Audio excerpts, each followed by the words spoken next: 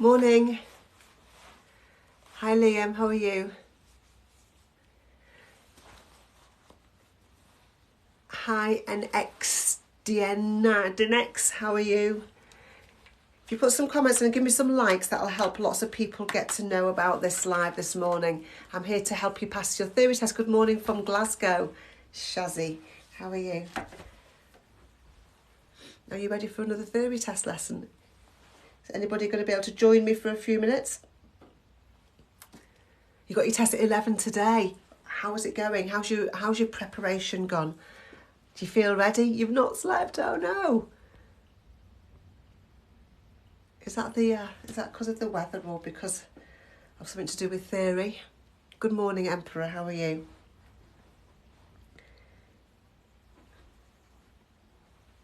So we'll get started in a couple of minutes. We're going to have another theory test lesson. Just let a few more people join in first of all. Hi Sanko Marian, how are you? Who's got a theory test coming up?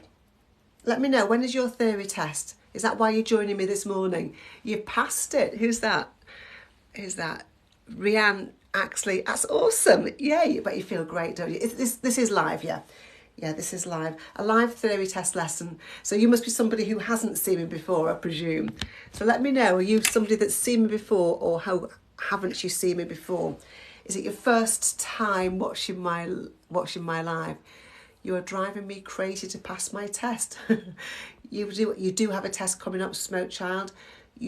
I passed, absolutely smashed, nothing wrong. Awesome. Share this live. You don't need this live, then it's a good idea to share it because lots of people do need help. But if you don't, that's brilliant. I'm very helpful. Oh, thank you. You watch me every day. Yours is in 12 days. You can't pass. You can pass. You haven't passed yet, but you can pass. So it's better not to tell. Don't tell yourself you can't pass. Don't tell that to your mind. Tell your mind, I can pass. I just haven't done it yet, okay? Just like if you're training to do a 3-mile run. I can't run 3 miles yet. I will be able to. I can't pass my theory. I haven't passed my theory test yet, but I will be able to. Other people do. You can as well. Just need a bit more help. That's what I'm doing here. My name is Annie and I'm here making theory easy for you. So there's a few people who haven't seen me before. If you give me some likes, let's get on with the question first of all, but I'll just... Yours is tomorrow, Charlotte. Keep following, keep watching if you can this morning for a few minutes, and I'll see what I can do to help you. For the people that don't know me, my name is Annie. There's this link, go to this link and it will help you to pass next time. My name is Annie. I'm an ADI, so I am a driving instructor, a grade A instructor. Hi Siobhan. I'm a grade A instructor. And I've been doing that for about 10 years now. I'm also an audit registered instructor trainer. I train people to become driving instructors and I'm on the official register for instructor trainers. And I'm a theory test expert. I was getting messages like the one from Just Drea who says I failed it by 1 mark or I keep failing it by 1 or 2 marks. And that's so frustrating and annoying. I know you can get through it if just with a little bit of help, and that's what I've done. I've created a theory test course. It's taken me a long time, many months, many years, many hours to create this course, and I've put in it stuff like worksheets, like this one, worksheets and video tutorials, lots and lots of them, about 90, and lists of facts to read or to listen to. You can listen to them as well. I'll put all the official DVSA questions are in there. When the questions get updated, which was this now, the questions are being updated. I will be putting new questions into my course because the DVSA have informed me. Case studies are in there, anxiety techniques are in there, and it's all $34.99. It's worth $69.95, but while I'm live, I sell it for $34.99 only, and you will be 100% prepared to pass. Let's get on with the question now, shall we? Who wants to get on with the question? So I'll put this one in because so many people get mixed up with roundabouts and signalling at roundabouts. And I want to show you and explain to you how easy signalling at roundabouts actually is. If you don't overthink it, it's actually really, really easy. So first of all, let's go through this question. Then I'll explain it to you and we'll come back to the question. What signal should you give when you're going straight ahead at a roundabout? Signal left before leaving the roundabout. Don't signal at any time. Signal right when you're approaching the roundabout. Signal left when you're approaching the roundabout. So put A, B, C or D. If you don't know, put I, D, K. So don't worry about not knowing, because I'm going to explain it to you, but I want to know who knows. When people know, they tend to put the answer in, which is brilliant. They tend to put the answer in really quickly, or when they think they know, they put the answer in really quickly. But don't worry if you're one of those that don't know. So this is about when you're approaching the roundabout.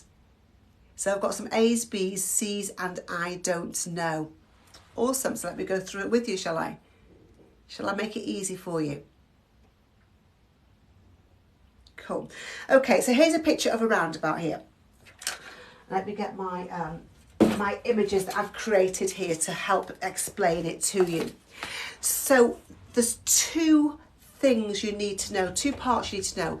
You need to know what signal to give when you're approaching the roundabout, so when you're driving towards the roundabout, and what signal to give when you're coming off a roundabout. So two signals you need to know about. Okay, so firstly, when you're approaching the roundabout, when you're driving towards a roundabout.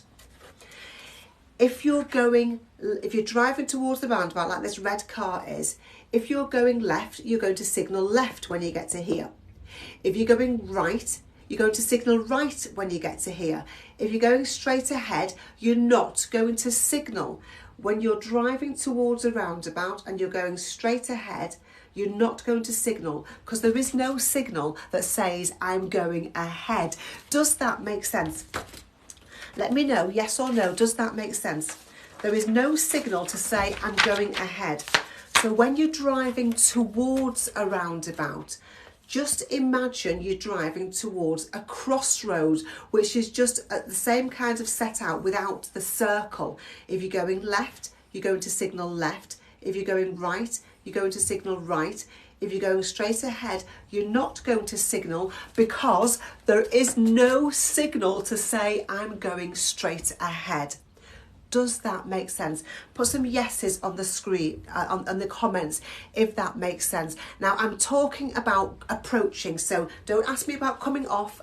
There's two signals you need to know about, and the first one I'm talking about is when you're approaching the roundabout. I can't talk about both at the same time, okay? So I'm talking about when you're approaching a roundabout. Thank you, Reese. When you're driving towards a roundabout, if you're going left, signal left. If you're going right, signal right. If you're going ahead, do not signal, because there is no signal to say I am going ahead. We've only got lefts and rights.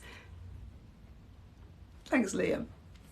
Okay, so now let's talk about signalling to come off a roundabout. It's a different signal, okay? There's two different signals to know about. Let's talk about that. That was a signal for approaching a roundabout. As I said, driving towards a roundabout. Now, there's a different signal when you're coming off a roundabout. When you're coming off a roundabout, you always signal. Which way do you signal to come off a roundabout? Is it going to be left or right? When you're coming off a roundabout, which way?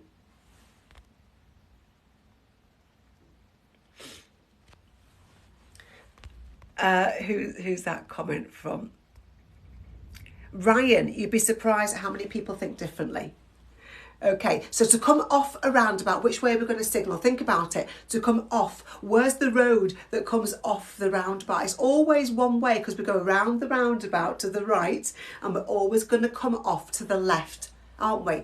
The road that we come off a roundabout is always over towards the left. So we're always signal left to come off a roundabout. Does that make sense? Let me know, does that make sense? And I'll tell you when you're going to signal in a second. So you always signal to come off the roundabout. You always signal left to come off the roundabout. I don't care about other countries right now. I only care about this country, okay? So yes, it does. Thank you, Angela. Cool. Okay, so when do you signal to come off the roundabout? Now look at this roundabout here. This particular roundabout has got exit 1, exit 2, exit 3, and this would be exit 4 if you went all the way around. Okay, so imagine this road is in a straight line. Imagine it's in a straight line. So if it's in a straight line, to go off the first exit, you signal here. If you're going down the second exit, you'd signal here. If you're going down the third exit, you signal when you get to here. If you signal too early, people will think you're going down the exit before the one you're going down. So always signal as you're passing the exit before yours. So as you're passing exit 1, signal to go down exit 2. As you're passing exit 2, as you're passing exit 2, start to signal to go down exit 3. So you're always signalling as you're passing the exit before yours. Does that make sense? So I've told you about 2 different signals. One signal to approach the roundabout and one signal to come off the roundabout. And what's really, really, really important is 2 bits of information. Firstly, you do not signal when you're going ahead. You don't signal as you're approaching the roundabout to go ahead. Second really important bit of information is you always signal left to come off a roundabout as you're passing the exit before mine. If you don't get it, I'm sorry, it's all in my course. It's all in my course. You can always also go onto my YouTube channel for a longer video about it. Cool. So the first thing you're going to do with this question is get rid of 2 rubbish answers. So what signal should you give when you're going straight ahead at a roundabout? Signal left before leaving the roundabout. Don't signal at any time. Signal right when you're approaching the roundabout. Signal left when you're approaching the roundabout. So what signal should you give when you're going straight ahead? Let's get rid of 2 rubbish answers. And the rubbish ones, let me know if you agree. Put some yeses in the comments if you agree that it's rubbish that you don't signal at any time. At a roundabout, you're always going to signal. And it's rubbish that you signal left when you're approaching the roundabout. If you signal left when you're approaching the roundabout, that means you're going left. You're telling people you're going left. So people that are in the other junctions will think, oh, I don't have to worry about that person because they're going to go off. I can come onto the roundabout and you're likely to have an accident. Put yes in the comments if you agree that those 2 are rubbish. Just put a yes in the comments if you agree. Fantastic. You agree with that. Brilliant. So now we're left with 2 possible answers. And these 2, so many people get mixed up with, and even lots and lots of people, probably more people who are drivers, get mixed up with the right answers to this question. What signal should you give when you're going straight ahead at a roundabout? Is it signalling left before leaving or signalling right when you're approaching? Remember, if you say signalling right, what are you telling people you're doing? So what's the right answer here, guys? Is it A or is it C?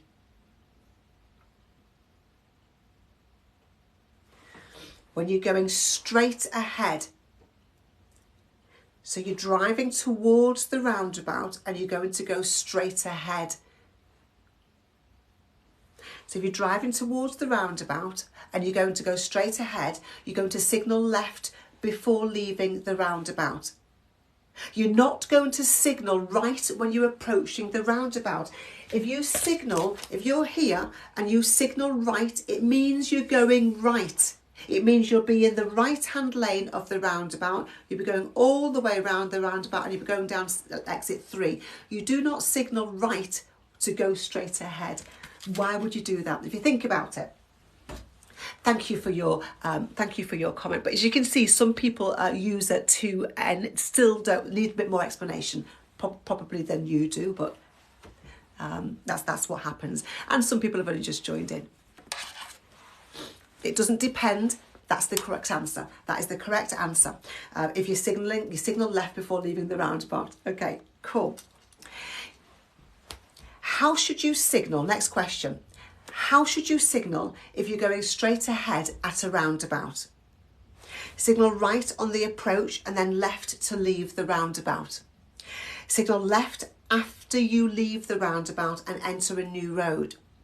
Signal right on the approach to the roundabout and keep the signal on. Signal left just after you pass the exit before the one you want to take. So which one is the... Serena, that's awesome for you. Yeah, it does for a lot of people, but an awful lot of people, I mean, hundreds, thousands of people think you should signal right if you're going straight ahead. And they actually say to me, well, you've got to put some signal on, don't you? I say, well, no, if you're going straight ahead, you don't put a signal on. Thank you, Sam's World. So, we'll put your answers in, that's awesome. We won't put the words like obviously because it's not obvious to everybody. It's obvious to some people and not to other people because we're all different. So how should you signal if you're going straight ahead at a roundabout? Remember what I've just said, if you're going straight ahead at a roundabout.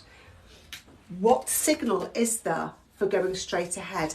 If this roundabout is actually a crossroads, think about it as a crossroads, what signal is there for going straight ahead? Is there a signal for going straight ahead?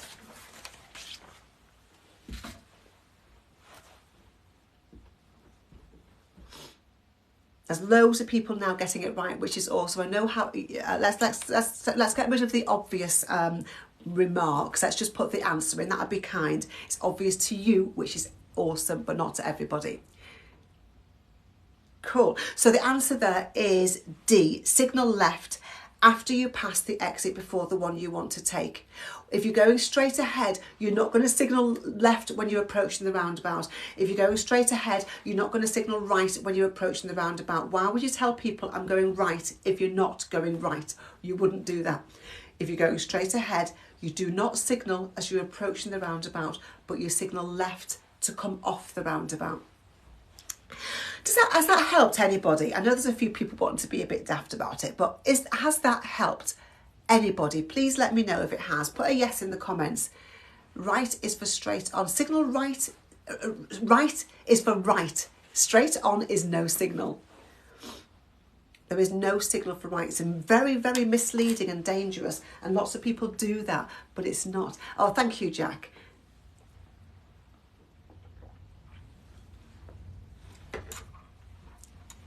Most definitely it's helped. That's awesome. That's what I want. Because who agrees with me that actually if you just listen to the explanation, it is really, really simple. It is really easy. If you're going left, you signal left. If you're going right, you signal right. If you're going ahead, you don't signal. There's no signal to going ahead. When you're coming off the roundabout, you're always going to signal left as you're passing the exit before yours. That's super simple. Don't overthink it. Don't think too much about it. It's just, it's obvious. If you sort of listen to my word, it's quite obvious, really. Would you signal right first, then signal left for your exit? Yeah. If you're going right, Joe, you signal right on the approach, then left as you're passing the exit before yours. Spot on. Well done. My name is Annie, guys. For those of you who don't know me, and I think there's a few on here who don't know me, let me know. Is it your first time watching me, or have you seen me before? Let me know. Is it your first time watching me? People like you when I was going through my test back in the day. Oh, thank you, Kirk. It's your first time watching me. Yeah, it's your first time. Awesome. Well, thank you for watching me again. If you've seen me before, I really appreciate you coming back to me. If it's your first time you've seen me, let me introduce myself. If your theory's in 2 hours, good luck for that. Stay with me if you can for a little bit this morning, or get on and do your last minute revision if that's what you need to be doing. Lots of people watching me for the first time. I get lots and lots of emails, so please don't ask me that on here. You can't ask me that on here because I get hundreds of emails, far too many emails. I can't answer that question. So you've asked it a few times and I can't answer you. So my name is Annie. Let me know where you are watching me from. I am, thank you Selena, Victoria. I'm an ADI. That means I'm an approved driving instructor. I will do this every weekday. This week I'll do it every weekday. I'll see how it goes. As you can see, lots of people appreciate it. Some people get a bit silly about it. So if it's appreciated and needed and wanted, I will come on every morning this week and I'll carry on doing that. So let me know where you're watching me from. Hi, Pat Jubb from Hull. I was born in Hull. I love seeing the word Hull pop up because that's where I was born. Okay, so I'm an ADI, a grade A instructor for about 10 years. I'm also an audit trainer. I'm on the official register for driving instructor trainers. I'm also a theory test expert. I became a theory test expert because lots of people were getting in touch with me because of the stuff that I posted on social media. People basically the same Xander, but there is some differences. You'd have to DM me for more information, email me for more information. I'm a theory test expert, and because lots of people were getting in touch saying, I can't pass, I failed it 5 times, I failed it 10 times, I failed it 15 times, I failed it over 5 years, 10 years, I cannot get through this. This is so repetitive. It is, Dylan, because lots of people haven't seen it, and I cannot write. This takes me hours to write this lesson. I can't keep writing them. But yeah, it is. I've been awarded Most Innovative Driving School for this course. I'll just pin it there for you. I've been awarded Superior Achievement and Excellence for my driving school. The DVSA have looked at my courses and are really, really happy with them. And here's a review from my course. Look at this review, then wait with me because I'm going to go through Know Your Speed lesson. So this 5-star review from Cimarron said, I just wanted to share that I passed my theory with such a high mark on the multiple choice questions and 69 for the hazard perception. This is a huge thank you to you, as your online course and TikToks helped me thoroughly. And that's what my aim is. My aim is to come on here, deliver a few lessons that I've written especially for you, to give you for free on my TikTok account. I will share this week's videos into my YouTube channel. If you want to subscribe to my YouTube, then click on the link that I've pinned. Annie, I don't know what that means. You need mods. There are mods, but I tend to just ignore them more than anything. There's always people going to be rude. It's fine. They're gone in a couple of minutes. Most people only join for a couple of minutes. That's why it's repetitive, because people join for 2, 3, 4, 10 minutes. Okay, so I'm going to go through Know Your Speed lesson with you now. So if you ever struggle with speed questions, then please let me know. And it's also worth knowing that any single comment helps, because comments, TikTok like me getting comments, whether they're good or they're bad. They throw this live out. So there's so many more people, whatever comment I'm getting, so I don't really mind them too much. Okay, you feel about 1 mark, Carly. I'm really sorry about that. Stay with me. This might help you. I'll be here every day to help you. If you want step-by-step help, then please go to my course and you won't fail next time. There's lots of people struggle with speed questions. Some people don't even know the struggle with speed questions until we go through this and think, actually, I didn't realise. This first question, what's the national speed limit for cars and motorcycles on a dual carriageway? It's linked there. It's linked there for you to have a look at. It's $34.99. National speed limit for cars and motorcycles on a dual carriageway. Is it 30, 50, 60 or 70? So pop your answers in. We'll go through the lesson. We'll come back to the question and you'll have a lot more understanding.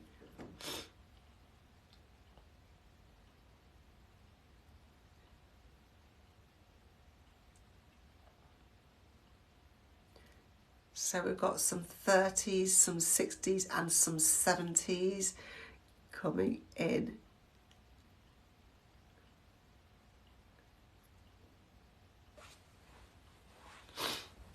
Okay, so let's go through what all this means, what this question means, and what the different speed limits are, and how it's super easy to answer them. What I don't mind you being rude to me, but if you're going to be rude to other people, then you will just be blocked, Ellis. If you're laughing at people, then I don't want other people to feel uncomfortable. You can make me feel uncomfortable, but not other people. So let's get rid of the laughy faces, please. You don't know if these people are not even from this country, do we? We don't know if they're not even from this country, and have different speed limits and rules in their country. Okay, no one should be rude. Well, I mean, yeah, no, don't be rude to other people. Okay, so If you give me a second. Yeah, I knew there'd be lots of people coming on laughing now because there's lots of children off school, I'm afraid. Okay, so let's go through speed limits.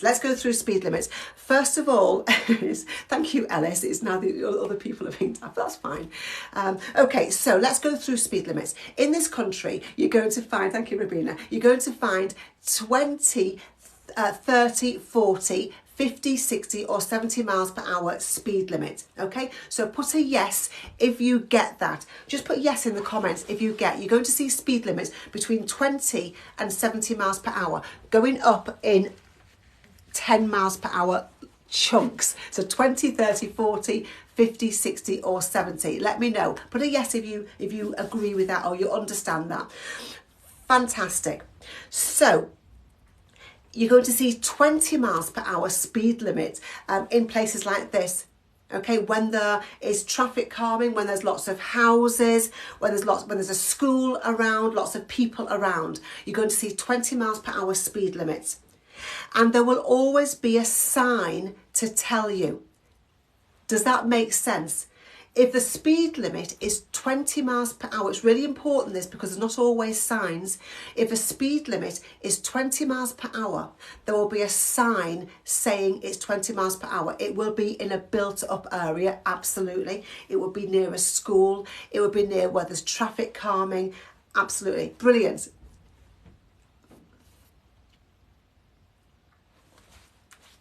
Cool. So there'll be a speed limit telling you it's 20 miles per hour if the speed limit is 20 miles per hour. Okay, so if the speed limit is 30 miles per hour, there might not be a sign to tell you. Now, speed limit signs, as in this one here, are in a red circle. The red circle is an order. It's telling you what you must not do and you must not go over 30 miles per hour. But there might not be a sign to tell you what the speed limit is. If there is regular street lighting but no sign at all, that means the speed limit is 30 miles per hour. Does that make sense? If there's regular street lighting, I don't know if you can see the green arrows on here pointing to the street lights. If there's street lights but no sign, that means the speed limit on this road is 30 miles per hour. It makes sense. Awesome. Fantastic. Brilliant. Now, if the speed limit is 40 or 50 miles per hour, there will be signs. There'll be signs at the start of the road, the beginning of the road. There'll be a big sign. Thank you, Elias. Is that? There'll be a big sign at the start of the road, and then smaller signs as you're driving along. The smaller signs are called repeater signs. They're just reminding you that what the speed limit is on this road. Okay, so if it's 20, there'll be signs. If it's 40, there'll be signs. If it's 50, there'll be signs. If it's 30, there might not be signs. There probably won't be signs if it's 30. There'll just be regular street lights. Okay, so national speed limit is for UK. What does national speed limit actually mean? What do the words national speed limit mean? Well, national speed limit means the fastest you're allowed to drive for the type of road you're on and for the type of vehicle you're driving. We are talking about cars and motorcycles because this is a car driving lesson, okay? So we're talking about cars and motorcycles. Now, the fastest you're allowed to drive, this is the national speed limit sign. So if you see that sign, there won't be a sign in a red circle telling you what the speed limit is, because the speed limit will be different if you're in a car or if you're in a lorry. The speed limit will be different if you're in a car that's towing a trailer, okay? So, Danny, you know it. So you'll see this sign, and that means the fastest you're allowed to drive for the type of road you're on, for the type of vehicle that you are driving. Now, if you're on a single carriageway road, and you're in a car or riding a motorbike, that is 60 miles per hour. If you're on a dual carriageway road and you're in a car or a motorbike, that's 70 miles per hour. So the national speed limit, if you're driving along and you see that sign and you're in your car, then you're allowed to drive 70 miles per hour if you're on a dual carriageway. Does that make sense? Let me know if that makes sense. Put some yeses in the comments and give me some likes maybe.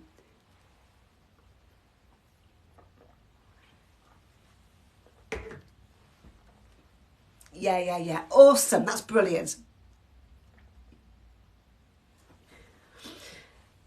So you need to know the difference between a dual carriageway and a single carriageway road. Okay, we're talking about dual carriageways and single carriageways. Not talking about motorways, we're talking about dual and single carriageway roads. How can you tell the difference? Well, I'm glad you've asked me that. Who asked me that? TikTok mum, because a lot of people think they know the difference and they don't know the difference. I mean, hundreds and hundreds of people get in touch with me and tell me I'm wrong, and because they don't know the difference between a single and a dual carriageway road, but they think they do. Don't something serious knows it. Okay, so this is a dual carriageway road. What makes this a dual carriageway road? Can anybody answer me? Why is this classed as a dual carriageway road?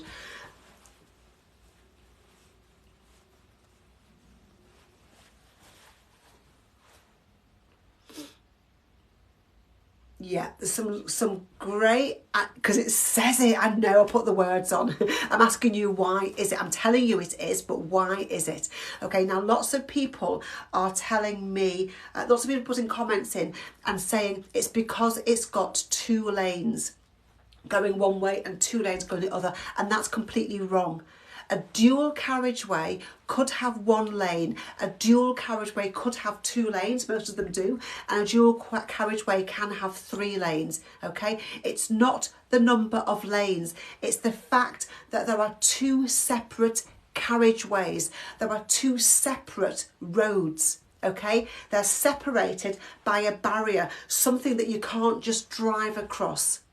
If there was lines painted on the road here, you'd be able to drive across them. That would mean it was a single carriageway road. There's a physical barrier. This one has a grass verge and a metal fence. But any barrier that is between the lanes, that makes it a dual carriageway. Oh, understood, that says Lauren. That's fantastic. That's all I want you to know. Thank you, Xander Panda. Okay, and Zane, awesome. So if there's a physical barrier called a central reservation, then it's a dual carriageway. If there's no barrier, if there's just lines painted on the road, a single carriageway road can have 1 lane, a single carriageway road can have 2 lanes. Okay, it's not the number of lanes, it's the fact there's 2 separate carriageways. Awesome. So which of these roads is a dual carriageway? This has got 2 lanes going, 2 lanes for traffic going up the road, 2 lanes for traffic going down the road, and lines painted on the road. This one has got 2 lanes for traffic going up the road and down the road, and a grass verge in between. So which one is the dual carriageway? You know the answer now, don't you? Thanks for the likes, keep them coming, that's awesome. Which one is the dual carriageway? Absolutely. They both got 2 lanes for traffic going in each direction, but only one of them's a dual carriageway. This one is the dual carriageway. The other one was a single carriageway road. That means the speed limit is different. That's why you really need to know. Okay, so what's the national speed limit on this road? Is this a single or a dual carriageway road? What's the national speed limit on this road? Is it 60, A 60 or B 70? Just put A or B for me and I can see how many correct answers are coming in. I do have to keep recapping for people that are joining so they've got some clue what we're talking about. Absolutely. The answer there is 60 miles per hour. This is a single carriageway road. Doesn't matter how many lanes it's just got lines separating the traffic. If it was a dual carriageway, it would have a grass verge or a metal barrier or a fence or a wall or something separating, but it's one it's a one carriageway, it's a single carriageway. You've just failed. I'm really, really sorry to hear you fail. Stay with me. I'll be here every day this week and next week and weeks to come to help you, to make theory easy for you. If you want step-by-step guidance, go to the link that I've clicked. What's the national speed limit on this road? Is it 60 miles per hour or is it 70 miles per hour? Good luck, Ems.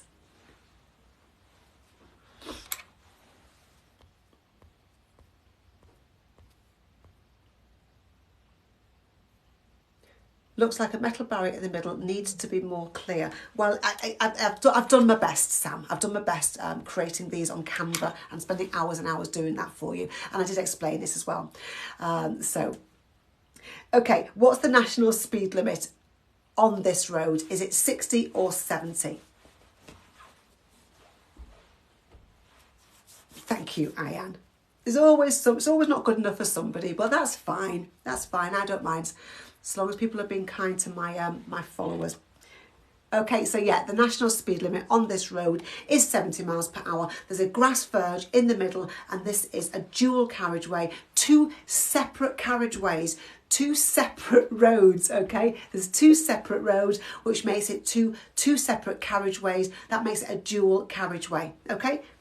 Let's come back to the question. So many people are understanding now, which is awesome for me because it means you can pass your theory test. It also means you won't be breaking the law. You won't think, I'm on a dual carriageway, I'm allowed to go 70, or I'm on a single carriageway, I can only go 60. You will now know what the law is.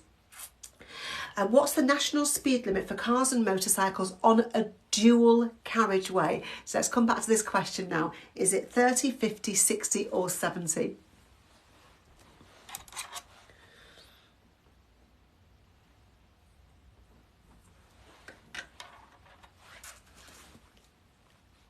Let's put A, B, C or D, and I can see how many people are now getting it right because I'm loving helping you. I'm loving seeing all the great answers coming in now. And it's awesome. You're absolutely right. The national speed limit for cars and motorcycles on a dual carriageway is 70 miles per hour. Thank you, Angela Ruda, is that. Thank you so much. Okay, another one I want you to really got to grips with. I want you to get to grips with this question because so many people are getting it wrong. There's no speed limit signs on the road. How's a 30 mile per hour speed limit indicated? What was that comment? Just, Patch Job, awesome. You owe me a dirt. Thank you so much. That's what I'm here for. I'm here to make theory easy for you. So how is a 30 mile per hour speed limit indicated? Put A, B, C or D. I know some people have only just joined. I thank you, Molly. Thank you, Chantal. Thank you, Charlie. Oh, wow, loads of roses coming in. Yeah, okay, so the answer is by street lighting. If there are no signs telling you what the speed limit is, but there's regular street lighting on the road, then that means the speed limit is 30 miles per hour, okay? That means the speed limit is 30 miles per hour. Do you get that? Thank you, Zamina Fazel. Thank you. Okay, what's the meaning of this sign? You need to know what this sign means. So you won't see any... Yeah, okay. So what's the... Thank you, Sigdem I. Thank you. Okay, so what's the meaning of this sign? Is it local speed limit applies, no waiting on the carriageway, national speed limit applies, or no entry for vehicles? What's the meaning of this sign? Thank you, Ikuama. Thank you so much. And Angela Rudo. Who knows what? Charlie again, thank you. What's the meaning of this sign? Awesome. Now, there's always, I should have had my cards ready because there's always a couple of people getting mixed up and I want to make sure you're not getting mixed up. It's really important for you. Okay, so the meaning of this sign is national speed limit applies. If you see this sign, it's a different speed if you're on a single carriageway, a different speed if you're on a dual carriageway. It's a different speed if you're a car or you're a lorry or you're a car towing a caravan. Okay, but if you're a car driver, as a lot of you are trying to be, then it's 60 on a single carriageway, 70 on a dual carriageway. Laura, yay! That's awesome to hear. Now, some people put that means no entry. That's the no entry sign. Look at the difference. Look at the difference. National speed limit, no entry. Okay, red circle, do not do it. And a line going across, do not enter, no entry. So have a look at that. Screenshot it if you have to see the difference between national speed limit sign and the no entry sign. Because so many people, you're not on your own if you got mixed up with that, because so many people do, which is why I had it there at the top of my list. Is it different for a car towing a caravan? Yes, it's 10 miles per hour less if you're towing a caravan. Okay, if you're towing a caravan, it's 10 miles per hour less. As long as there are curbs, that doesn't need to be a central reservation, absolutely. That's my Know Your Speed lesson. And I'm hoping that's helped some people, a lot of people, to understand the speed limits and to understand the difference between a single and a dual carriageway road. Okay, I'm hoping that's helped a lot of people. If you do, how often do I go live? Every day. I'll go live every day. If you follow me on TikTok, then you'll see, and if you click on the notification bell, you'll see when I'm live. But I will go live mornings, afternoons and evenings, as long as I'm needed for. In between my driving lessons. So if I'm a couple of minutes late, sometimes it's because I've been teaching. Thank you, Deborah. So I'm here to help you. I'm here to help you because the pass rate is really low. Some people, a few people get through the theory test fairly easily, but most people don't. Thank you, Rids. Hey, sunglasses. So a lot of people don't, okay? The official government figures are that 47% of people are passing, which means that 53% of people are failing their theory test, which is a figure that's far, far too high. Do you agree? It's far too high. 53% of people, and they're failing for all kinds of reasons. Why are people failing their theory test? Put on me if this is you. Stay with me, I've got more lessons to come. I'm here for at least 2.5 hours. People are failing because, put me, this is you, because I don't know how to study. I'm failing because I don't understand what I am studying. I have no motivation to study. I don't speak English as a first language. I have dyslexia or ADHD. It makes it hard for me. I don't read very well. I've got learning difficulties. I don't understand the wording. I have no time. I'm getting really, really anxious. It's boring studying. So true for so many people. I know. I understand. I've been having conversations and messages with people for many, many years now. And I know all your problems. Well, obviously there's people may get in touch with me with different ones, but I know how much of a struggle it is for a lot of people. And better with visual, absolutely, because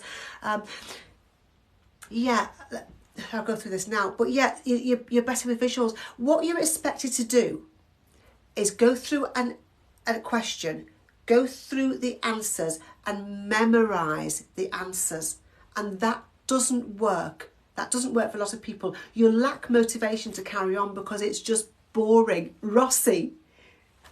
Awesome. It's boring, isn't it? Just doing it like that. It doesn't go in. I know people who have taken 10 years to get through it. This email that I had to print off more said, I passed today after I purchased your theory course after trying to pass for over 10 years. Just a week of going through my course, this person passed. I know what your pains are. Thank you, TT. I know what your pains are. I want to help you pass. I want to teach you to pass your theory test. So I've created this course. I'm doing these lives for you. I'm doing live lessons at least 5-10 times a week. I've got my TikTok account, thank you user. I've got my TikTok account to help you, to put stuff in there every single day. I put stuff in there to help you to understand the theory and driving. And I created this course. I was delivering lessons in a classroom and one-to-one lessons. Then I created this course. I put in it all kinds of stuff because I'm a driving instructor, I'm an audit trainer, I'm a therapist, I'm a confidence coach, an NLP master practitioner, I'm a master practitioner of hypnosis. So I knew, and I went to university for 3 years to train to become a teacher, a primary school teacher. And I thought, well, I know I can put together a course that will help you. It took me thousands more hours than I thought it would, to be fair. But there's always something more. I thought, well, I need worksheets, I need video, I need a facts list, I need to speak through the fact list, record them so you can listen to them as well as just read them for people that can't read very well. So it's taken me thousands and thousands of hours, but you will be 100% prepared to pass when you go through it. It has helped more than 5,000 people to pass. The course is normally, with everything I'm offering, worth $69.95, but while I'm live, I'm only charging $34.99, which is about the price of 1 hour of driving lesson. Let me show you what's in it. Stay with me then, because I've got another awesome lesson to come to help you. Let me show you what's in the theory test course and how you'll go through it to guarantee you're 100% test ready. Go to the introduction first, so you've got a really good understanding of what's expected in the theory test and how to go through the course. There are 14 different theory test topics. Let me show you what's in the accidents topic. You can download and print off a worksheet to fill in if you want to. You can fill it in while you're watching the video tutorials. Then you can listen to a fact list before you go and have a go at all of the official DVSA practice questions for that topic. When you've got all of the questions correct, have a go at the mock test for that topic. And when you get 10 out of 10 in the mock test, move on to the next topic and go through all of the topics in the same way, so that by the time you get to the case studies and the full mock tests, you'll find answering the questions easy. Yeah, do you agree? Let's just stay on that one for a second. Do you agree that this is what I found years ago when I became a driving instructor? I realised people were struggling, and I thought there's actually no help for these learners to learn this stuff. All you're expected to do is memorise, and memorise doesn't help you when the question's asked of you in a different way. So if you've memorised that answer, to what colour comes after the green traffic light, if you've just memorised the answer but you haven't learnt the sequence of traffic lights, when you're asked a different question about the sequence of traffic lights in your real theory test, then you're getting it wrong because you haven't learnt. And I thought, well, there's nobody teaching, you just expected to learn on your own. Let me know if you agree that there's not much out there to help you pass your theory test. Do you have YouTube with your lessons? Yeah, click on this link to go to my YouTube, subscribe to my YouTube account. So that's why I started to deliver theory test lessons, and then I was having people from all over the country asking me, and I couldn't obviously just Charlie. They couldn't travel to me. So I thought, well, what I'll do is I'll put it all into a course. I thought it would be quite easy to put into a course, but it wasn't. It was incredibly hard to put into a course and make sure they had, because you haven't got me in front of you explaining it, I had to make sure it was step-by-step information. So there's about 90 video tutorials in there. And then a lot of people suffer from anxiety. And I realised that people are failing because, not just because they weren't capable. This is my driving lessons as well as theory students from all over the country. They're failing because of anxiety, not because of lack of knowledge. And so I became an NLP master practitioner. These are my 2 certificates here. Something I always wanted to do, and I thought, well, if I do that and I can create techniques and I can help people to get rid of anxiety, and that's what I've done. I've put techniques in there to help people get rid of anxiety and go to the test feeling calm, feeling confident, feeling relaxed. I know it works because I would never have done this a few years ago. I would never have stood in front of anybody, and if anybody was critical, I would have just turned it off and felt awkward and awful for the rest of the day. And now I don't care. I will do this. I'm doing this twice a day, at least twice a day. Hopefully I'm going to be doing it 3 times a day during the week. So it does help you get rid of anxiety. It does help you to feel how you want to feel, excited, calm, confident, relaxed, however you want to feel.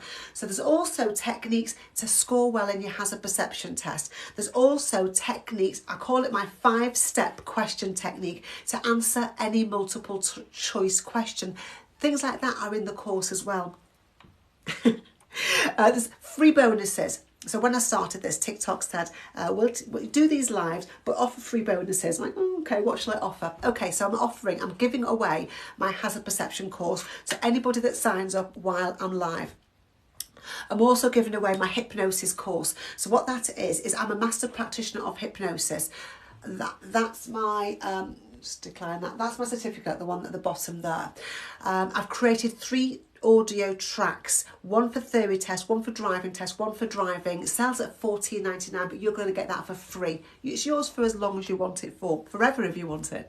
And then 2 free ebooks, top 20 reasons for failure, written by Diane Hall, who is a that made me laugh, who is a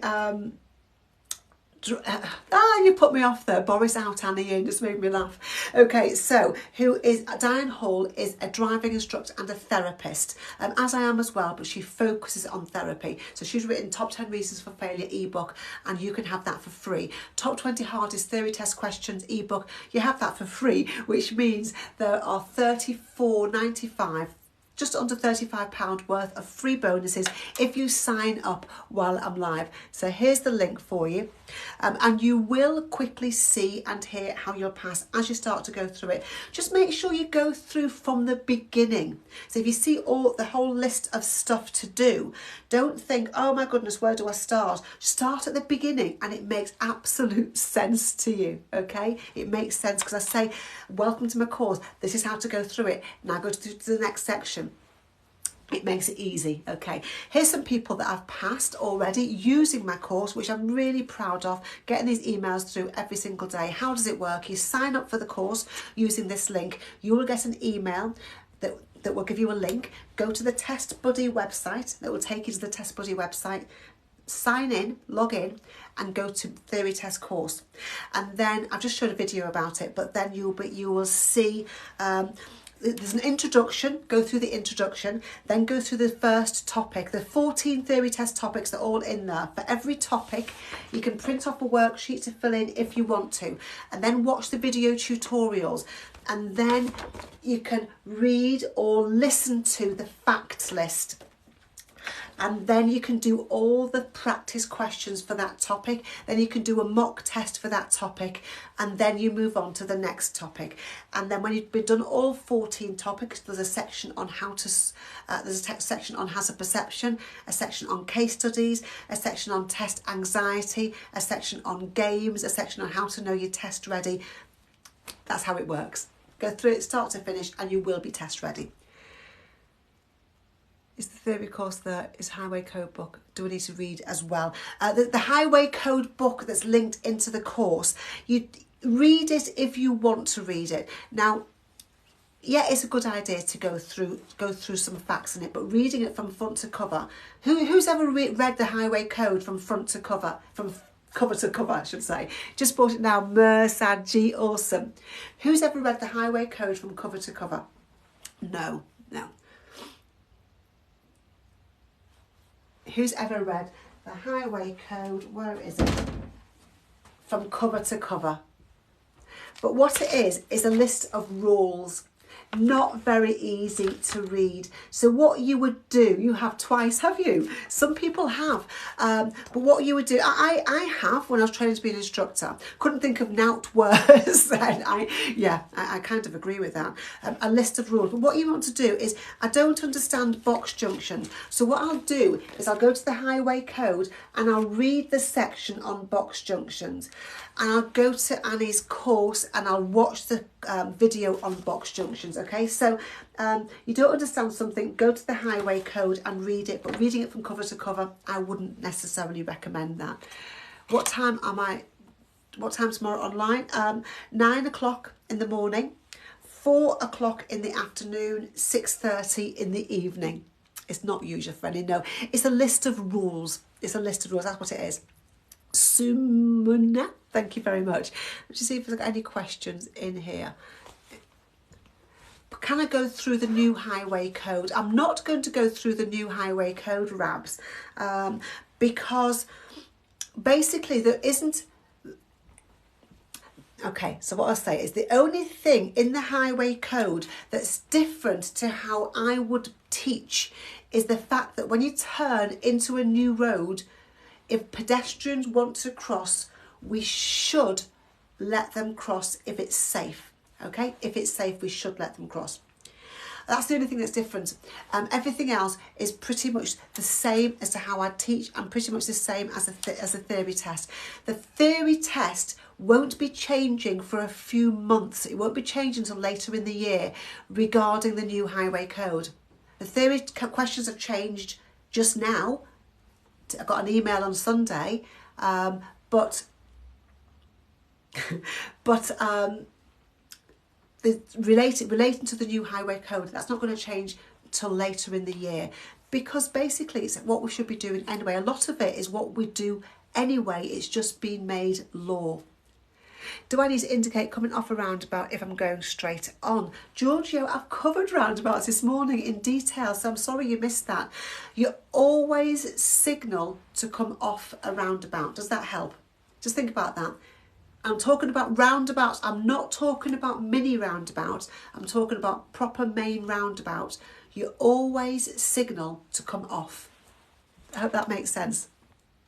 All of this is in my course. I'm always 3 or 4 from passing. It's so annoying, but don't give up. You need to be taught. You need to be helped. Okay, and this course will help you. These lives will help you. You've got to decide, do you need this? Do you want step-by-step guidance? Okay, yeah, you signal left as you go past the exit before yours. Okay, so to come off a roundabout, if you're going straight ahead, no signal here.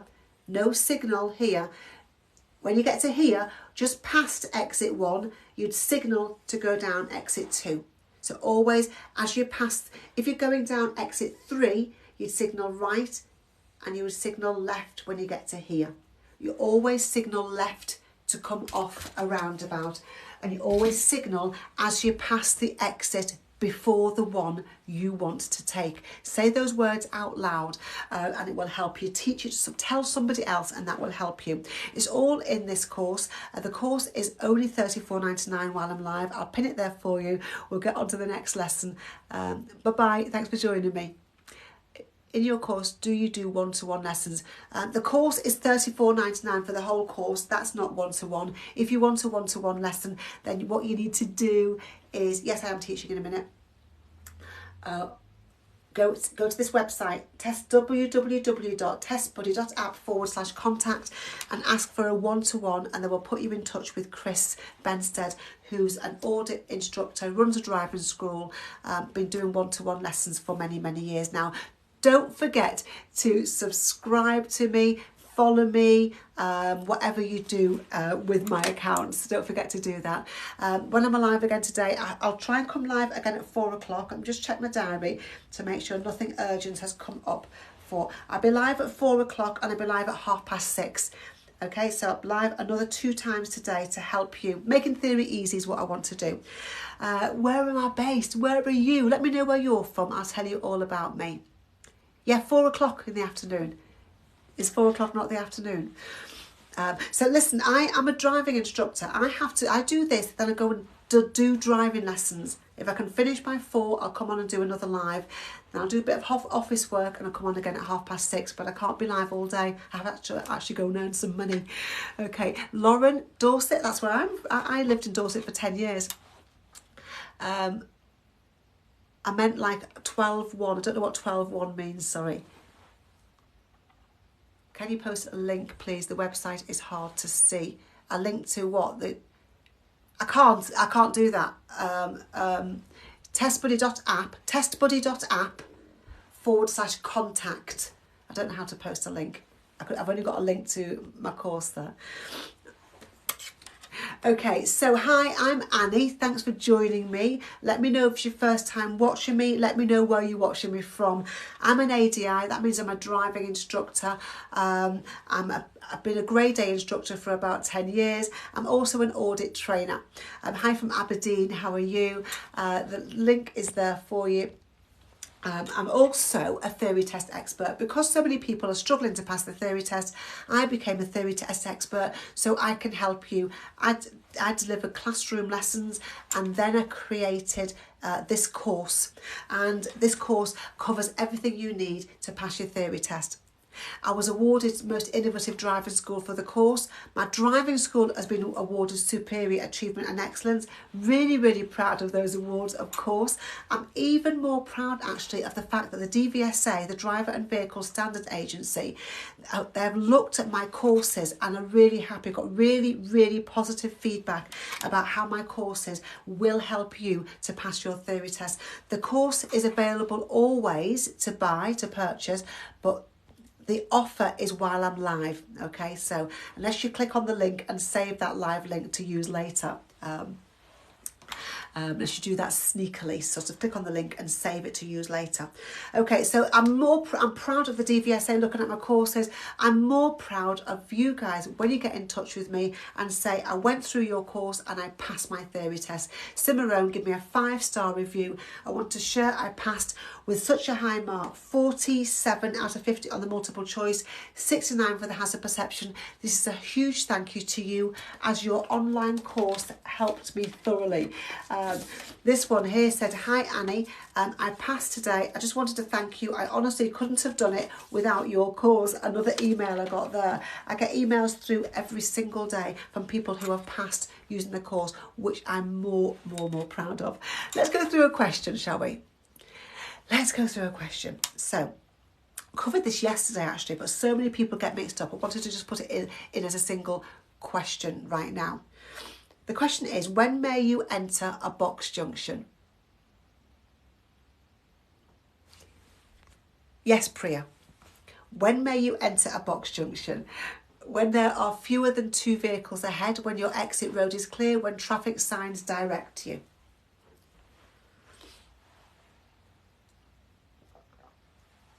Freya Morrison, that's awesome. Oh, good luck for today, Dylan. Enjoy it. It's awesome. First lessons are awesome. Okay, so what I want to do, because a lot of people know the answer, a lot of people have memorised the answer, a lot of people don't know the answer. So what I want to do is make it easy for you. I want to just explain, just like with Roundabout, I want you to explain how yellow box junctions are really, really easy. Don't overthink, don't think too much. The rules of box junctions are actually really, really simple. But what you possibly haven't had is anybody explaining it to you. Has anyone here used her course and passed? Or Arinta.ox. Can anybody answer Arinta.ox? I don't know if anybody's on here that's used it, but anybody else, let them know. Okay, so yellow box junctions, what are they there for? Is they are designed to keep parts of the road clear of traffic. That means you don't go into a box junction if you're going to get stuck there, if you're going to be stuck. Okay, so how are you going to know you're not going to get stuck in the box junction when the traffic lights change? How do you know you're not going to be stuck when the traffic lights change? Well, you have to make sure that the road you're going into isn't blocked with traffic. Look at the blue car. The blue car is sitting and waiting at the green traffic lights. It's not moving. Why is thank you Poonam Singh, Kira says, I'm halfway through Anna's course and it's amazing. Thank you, Kira. Who knows why the blue car is not going? Hi, Liam. Liam Kettlewell has passed using my course. Because this is one of the reviews that I use. So someone wants to know, Liam, who's passed using my course. This blue car is waiting behind the green light. Why is it waiting there? Why is it not going into the box junction? Can anybody answer? The green car's in the way. It actually looks like that. Actually, the green car isn't in the way. It does look a bit like that. There's 2 lanes, okay? It does look a bit like the green car's in the way. Yeah, Lauren, the orange car is stuck. It's stuck there. There's a traffic queue. So if the blue car was to go and wait there and the lights changed, the blue car would be stuck in the box junction. The exit is not clear, says Cower. Yeah, that's awesome. The exit is not clear. Cool. Now look at the green car. The green car is signalling right. It's waiting in the box junction. It wants to go. The blue car is going to go where the green car is going to go where the blue arrow is pointing. Why is the green car allowed to wait in the box junction? Why is it allowed to wait there? It's okay for the green car to go there, even though it can't go into its junction, into the exit road yet. Why is it? Because it's Charlie 95. Because the road that the green car is going to go into isn't blocked with traffic, it's clear. So as soon as the white cars have driven past, look at the white cars coming past it. As soon as the white cars have driven past, the green car can go. The green car will not be stuck in the box junction when the traffic lights change. He won't be stuck, Lisa. Absolutely. The exit road is clear. Okay. Does that make sense? So therefore you can wait in a box junction if your exit road is clear. You can wait in the box junction if you're just waiting for the oncoming traffic to pass by. So they're simple, aren't they? It's really, really simple. Basically, what was my first slide say? Only go into a box junction if you're not going to get stuck there, okay? So, I'll come back to the question. It's all about the exit. Yeah, if your exit road is clear, then you can go into the box junction and wait. If your exit road is blocked, don't go into the box junction and wait. So, when may you enter a box junction? Is the answer when there are fewer than 2 vehicles ahead, when your exit road is clear, or when traffic signs direct you? Pop your answer in again. Give me some likes, it'd be awesome. Pop your answer in, and if I've helped in any way with that box junction explanation, I'd really appreciate it if you just double tap the screen and let me know I've helped you. That'd be awesome. Thanks for the likes, Siobhan. Thanks for the likes, everybody. Thanks for sharing, K-Face. Make sure your exit is clear.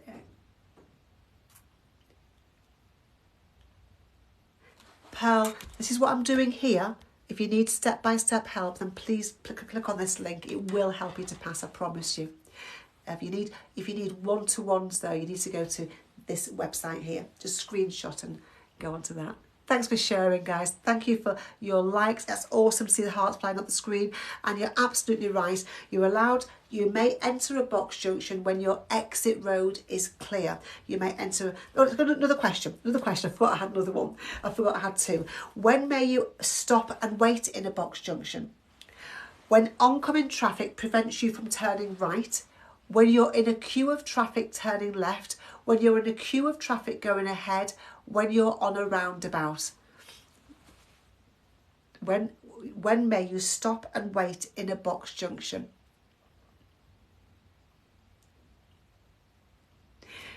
Awesome. And the answer is, morning, Sahil. The answer is when oncoming traffic prevents you from turning right. Okay, so that means if you were at this picture here, where this green car is, where that blue arrow is, if that was a car, if there was a row of traffic there, you wouldn't wait in the box junction. Okay, that's what it means there. So you're allowed to wait when oncoming traffic is stopping you, because as soon as the oncoming traffic has passed by, you can go. I hope that has really helped you. I can see all the hearts flying up the screen. Loving it, absolutely loving it. Thank you. It's awesome for me to just explain something and just for you to say, actually, yeah, It is easy. All I needed was somebody to explain it to me. That's all I needed, rather than just look at questions and answers and try to memorise them. My name is Annie. Let me know as we're going through if you can put a question in, not a topic, a question. Just let me know what questions you struggle with. If you're struggling to log in because your password isn't correct, then please go to this website here. Test buddy. Let me pull it down. People are saying they can't see it. Let me pull it down. If you screenshot right now, okay, and then you go to them and ask them. Okay, they'll support you. They'll help you. Okay, so motorway studs. Yeah, and stopping distances. Rehanox. Why? Can anybody tell Rehanox why I'm not going to cover stopping distances? Why will I not cover stopping distances? Has a perception. I'm going through that today. Motorway studs, I am going through that soon. I can't remember when. Yeah, I'm not going to go through stopping distances because you don't need to know them anymore. You don't need to know them. Minimum maximum speed, I've done that this morning already. I'm sorry you missed it. Let me tell you who I am and we get on to the next lesson. I can't remember what it is yet. I'll have a look at it in a minute. All the disciplines are the same, aren't they, depending on weather. So that you used to have to know them in metres and now you don't anymore, but they're not the same, but it does depend on the weather. Okay, so I'm an ADI, I'm an audit trainer, I'm a theory test expert, and I'm here to help you pass your theory test. I'm here to make theory easy for you. So I want to share with you who said the struggle with motorway studs. I forgot I was covering this now. So who said the struggle with motorway studs? Because that's what I'm going to cover right now using my traffic light technique. Stay with me. In 5, 6, 7 minutes, you will find motorway studs super easy. I promise you. They're not going to catch you out anymore because they are actually really, really easy. A lot of this stuff it just sometimes needs someone to explain it to you. This is not an explanation. This is a technique that I designed, and I call it my traffic light technique because there are red, amber and green traffic lights. There are red, amber and green motorway studs. So I've just thought, how can I relate them and give you a way of remembering super, super easily? So first of all, it's really important. Scott loves this technique. Yeah, a few people do. It's really important that you understand what motorway studs actually are, because some people don't. Remember, not everybody's even from this country. So what are motorway studs? What's another name for motorway studs, guys? Do you know? Goliath, this technique help you pass your theory test. I'm really, really pleased to hear that.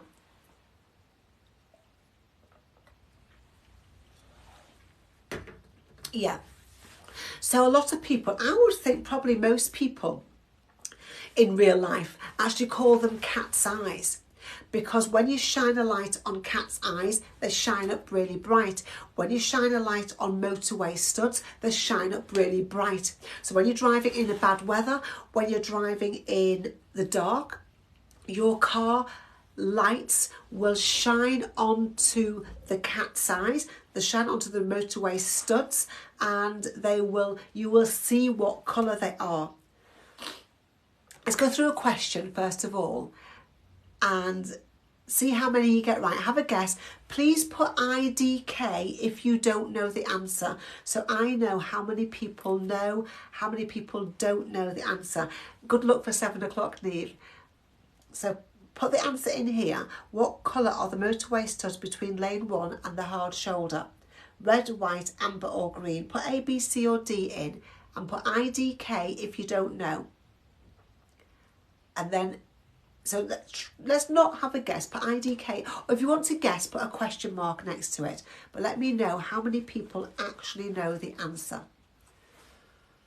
So I've got some A's and B's and C's I saw, and some I don't knows.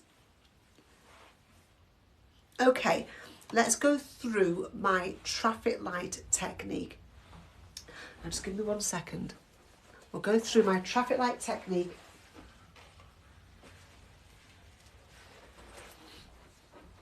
Let's find my traffic lights. There they are.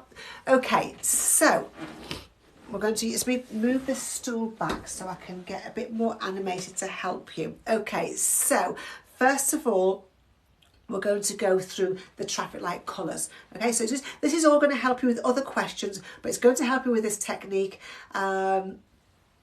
This is Bubbles. It's going to be on YouTube later on today. What does it mean if the red traffic light shows? What does it mean if red? Put some answers in for me. Let me know. I know you know the answer, but pop the answer in anyway.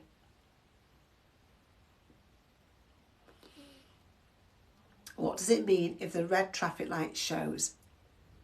Yeah, absolutely, Xander Panda. Absolutely, Scott. Official. Brilliant.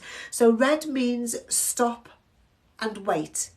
Say that out loud. Red means stop and wait. This is all a technique to help you. I'm going through a process. So you might think, what's she doing? I know that, but I'm helping. Okay. Red means stop and wait. What does it mean if the green traffic light shows? What does it mean if the green traffic light shows?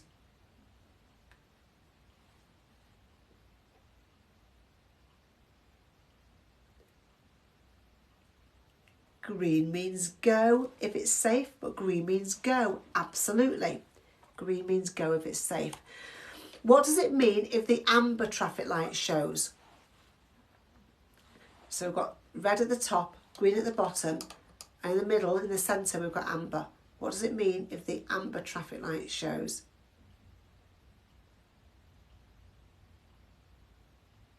So when I say, what does it mean? Scott's got it. When I say, what does it mean? What do you actually have to do? What must you do when the amber traffic light shows? What must you do?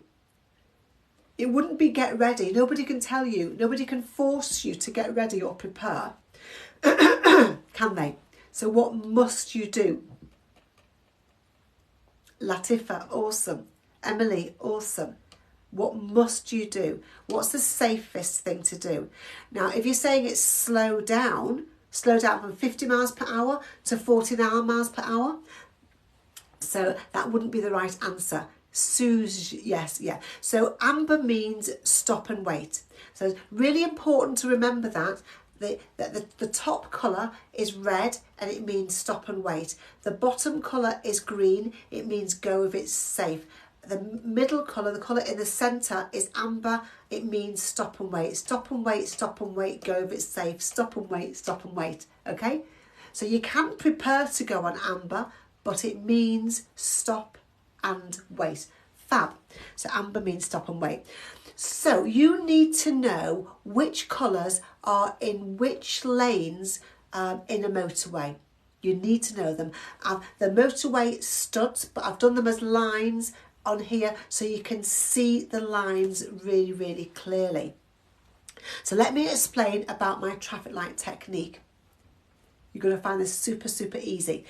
Okay, so first question. I need lots and lots of interaction here. I've got just under 300 people on here. Let's everybody interact with me if I'm helping you. If you're driving down a motorway and you're braking down, you're going to have to stop your car because you're braking down. Where do you go? Where do you go if you are braking down on a motorway and you need to stop the car?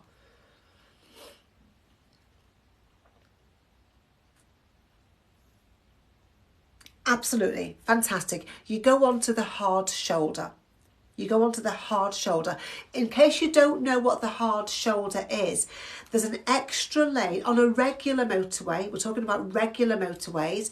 There's an extra lane on the left that you don't drive in.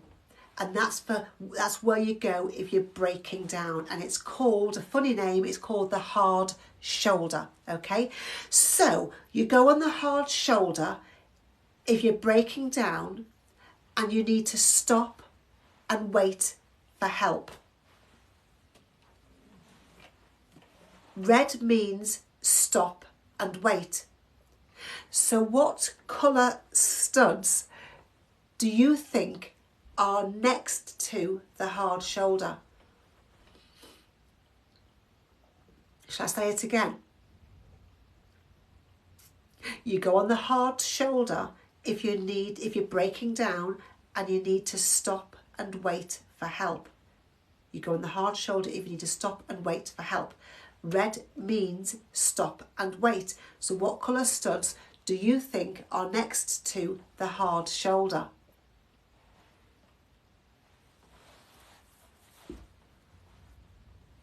Awesome, yeah, brilliant. So the right answer there is red. Red means stop and wait. You go on the hard shoulder to stop and wait. Red studs are next to the hard shoulder.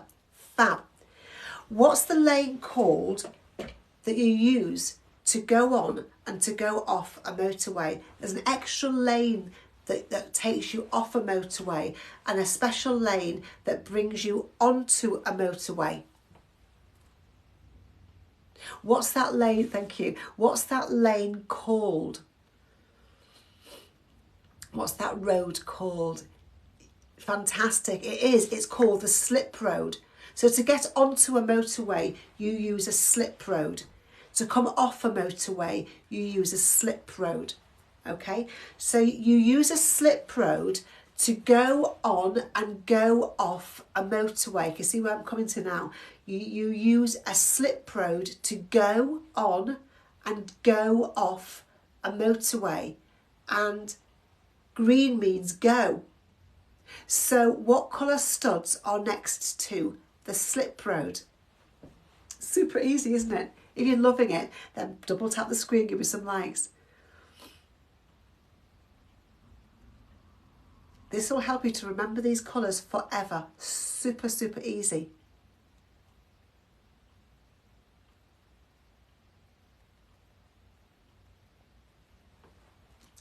Cool. Okay, so I know it is. I love it. I sat for hours and hours and days. How can I make this even better and better to help you? So what is the centre of a motorway called?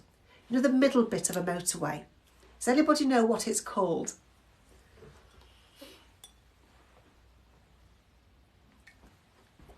Thank you, Haig. Yeah, the middle bit of a motorway. It's actually called the central reservation. Yeah, absolutely. The centre of the motorway, the middle bit, is called the central reservation. Let me show you. Hi, Eddie. Let me show you what I mean. Here you've got 3 lanes of traffic going up the road. Most motorways have 3 lanes, but not all of them. On this one, there's 3 lanes of traffic to go up the road, 3 lanes of traffic to come down the road. And this middle bit here, it always has a middle bit here to separate the traffic. And that's called the central reservation. It's in the centre of a motorway and it's called the central reservation. Okay, so let's come back to these. You've got red at the top of my traffic lights. The colour at the bottom of my traffic lights is green. The colour in the centre of my traffic lights is amber. Amber's in the centre. What colour studs do you think are next to the centre of the motorway, which is called the central reservation?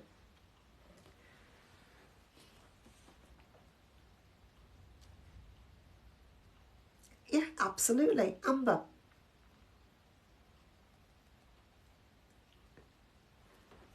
Absolutely. Amber studs are next to the central reservation. Amber light is in the centre of the traffic lights. Fantastic. Then the only other one that you need to know is white. And white studs are between the lanes. White studs are between the lanes. Okay, so look at the yellow car in this picture. It's got white studs to both sides of the car. That means it's in lane 2. So white are just between lanes. Let's come back to some questions. That's my technique. Let's come back to the questions and see if it's worked for you. What colour are the motorway studs between lane 1 and the hard shoulder? What do you use the hard shoulder for? Think about it. Just have a think about it.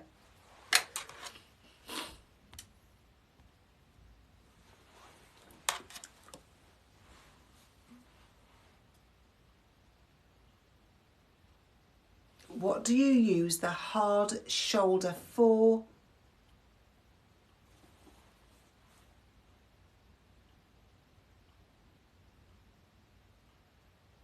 Now, you're talking about a Harley, you're talking about a smart motorway. This is not a smart motorway, this is a regular motorway, and you go on the hard shoulder if you need to if you're breaking down.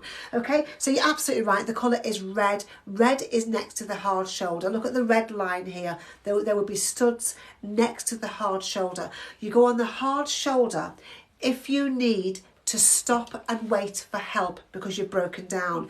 Red means stop and wait. Red studs are next to the hard shoulder. What colour are the motorway studs on both sides of you when you're in lane 2? What colour are the studs on both sides when you're in lane 2? So pop your answer in there.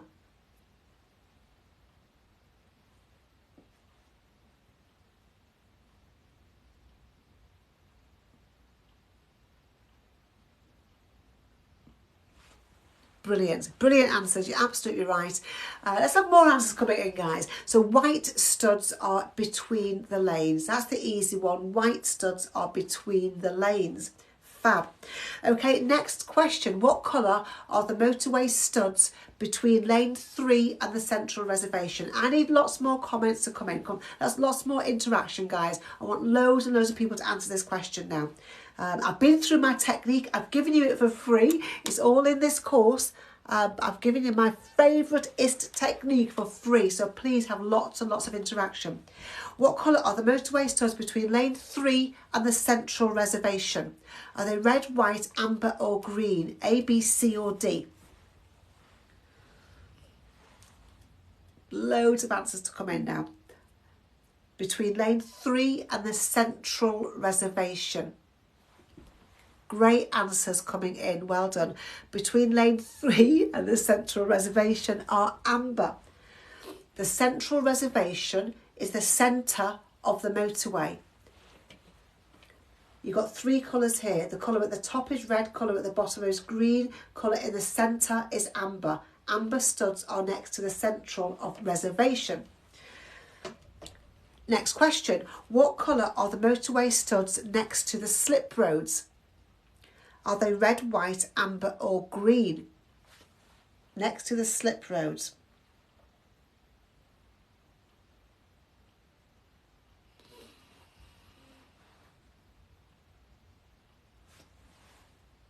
Yeah, the motorway studs next to the slip roads are green. Look at this red, where the red car is. It's about to come off the motorway. So the red studs have changed to green studs. Green means go. You use a slip road to go on and go off a motorway. Green studs are next to the slip road. That's my traffic light technique. How has that helped you? Let me know if that's helped you. So put some comments in and let me know if you've learned anything from that traffic light technique. I'll be back in a second.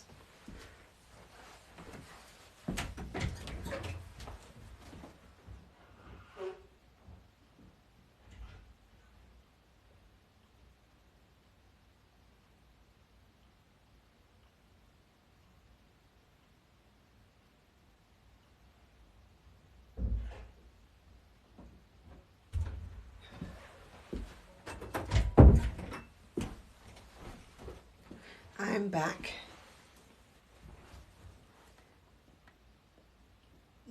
Lovely comments. Thank you. You've learned loads and awesome. That's what I want. That's why I shared this technique. Thank you, Angela Ruda. Thank you so much.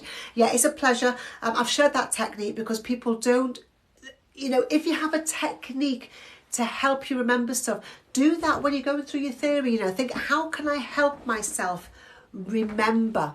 Thanks, Van Zeeks. How can I help myself remember?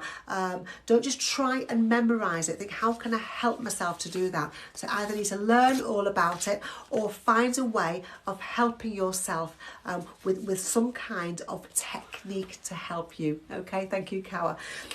The pass rate, the official government pass rate, figures are there's just under 1.9 million tests taken, 879,000 passes. That's a 47% pass rate, meaning that 53% of people are failing their theory test for all kinds of reasons. People fail for all kinds of reasons. Can you tell me why you think people fail?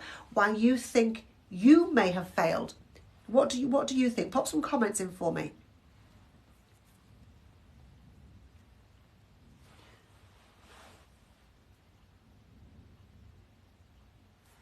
Charlie, are you talking about Contra Flows on a motorway, or are you talking about Contra Flow bus lanes? Fail because of anxiety, embarrassed, dyslexia and anxiety, negativity, not reading, no revision, not reading the questions correctly, not prepared enough, tricky questions. Any other reason? Oh, TikTok, mum. Enjoy your housework. Worried about it, yeah, sort of feeling a bit anxious about the whole thing. Any other reasons? Why do you think people are failing their theory test?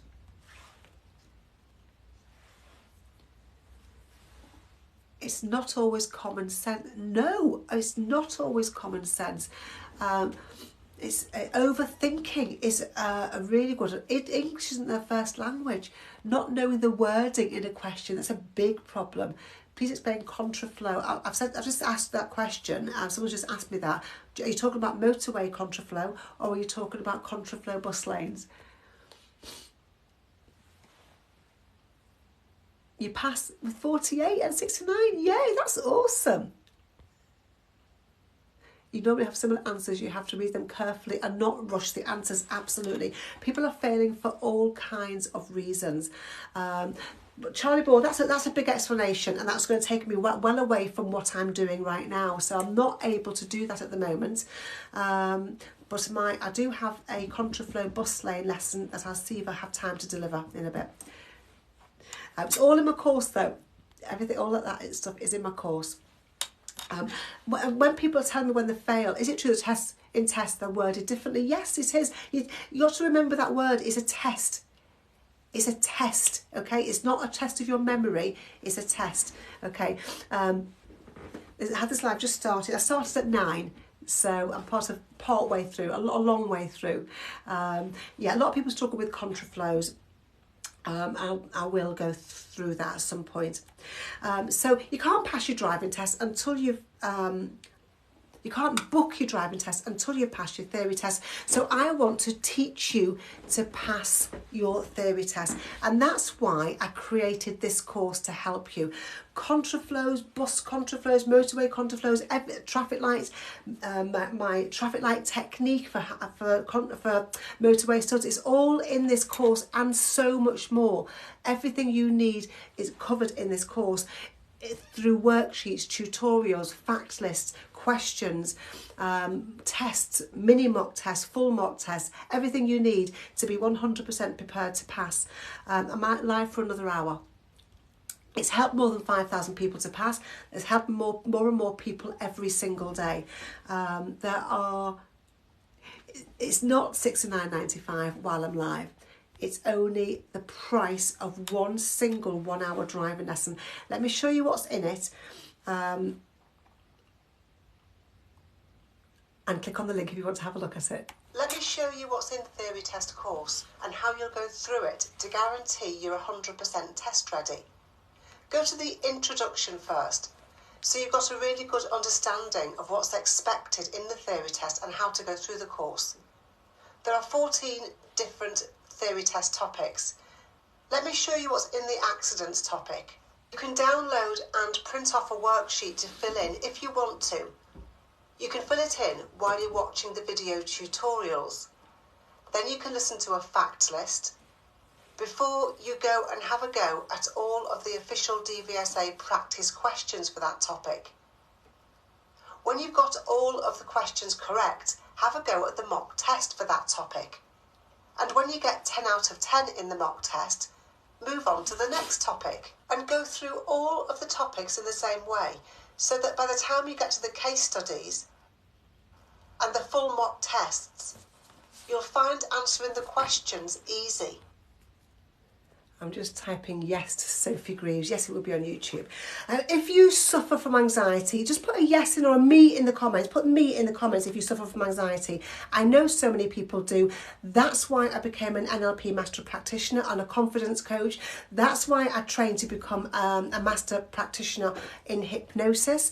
And that's why I created techniques to put into this course to help you get rid of anxiety. So all the learnings in there, all the learning, then all the revision, then all the mock tests and extra stuff like how to get rid of anxiety is in there as well. Do you guys watching you? It's given us oldest refresher on the highway code. Yeah, it's given me it as well, Pam Kims. It's awesome to teach this stuff because it's I'm keeping on reminding myself of stuff. So techniques are in my course to help you get rid of anxiety and to go to test feeling calm, feeling confident, feeling relaxed, feeling excited, feeling however you want to feel. There are other ways of helping with anxiety, but I'm not your doctor, so I can't talk about that and help you. I passed because of you, genuinely. Thank you. The triangle sign came in. Emily, that's awesome. Congratulations. Thank you for that feedback. So techniques to get rid of your anxiety. Techniques to help you score well in your hazard perception test. Techniques to help you answer any multiple choice question.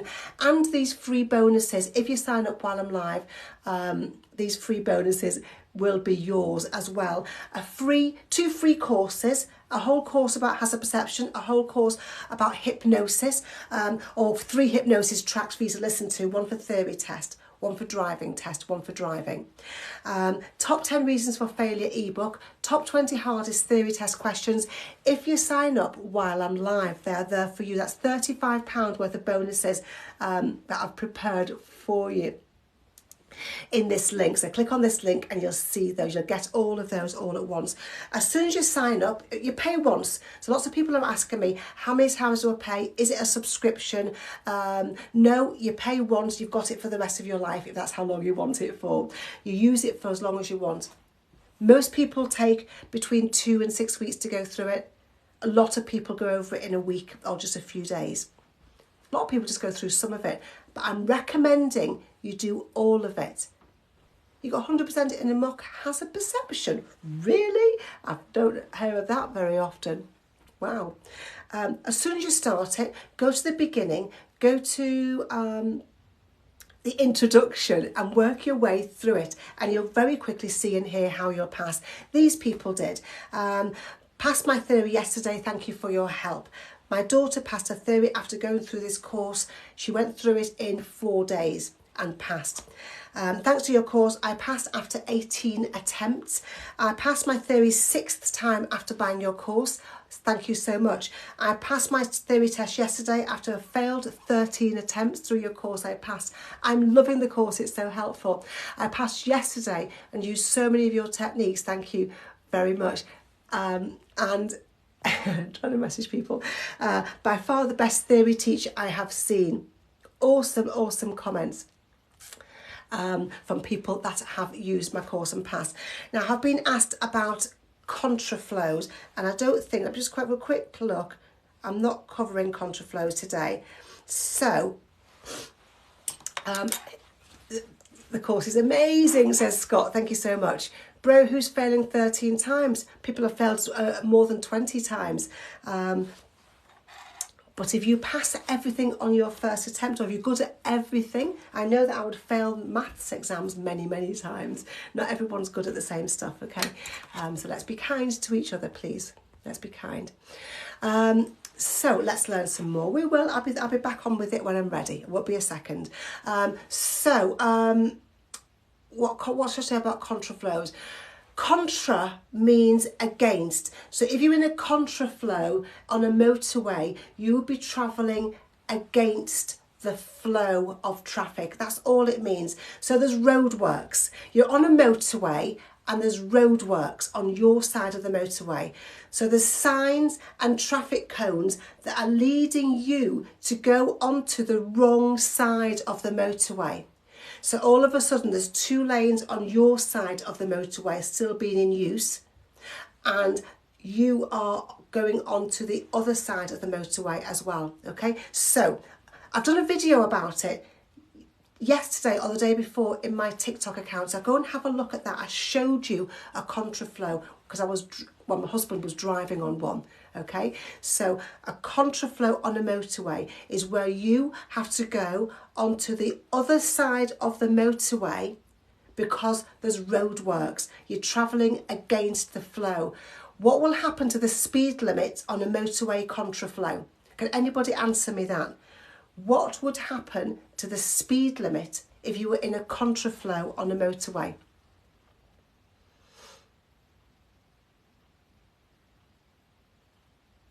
It would be reduced, yeah. So a theory test question, decrease, yeah. A theory test question would be, what should you do with your speed? You should follow the speed limits.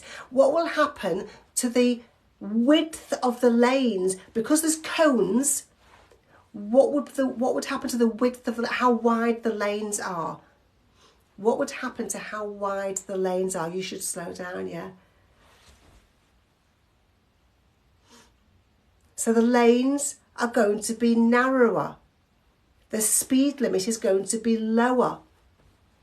You need to get in your lane early and stay in your lane, because changing lane is dangerous. Staying in your lane is safer. You need to keep a good distance between you and the car in front. That's everything you need to know about motorway Contra Flows. Contra Flow bus lanes are different. For example, there could be 3 lanes of traffic on a one-way street. There's 3 lanes. 2 lanes for other vehicles, 1 lane for buses.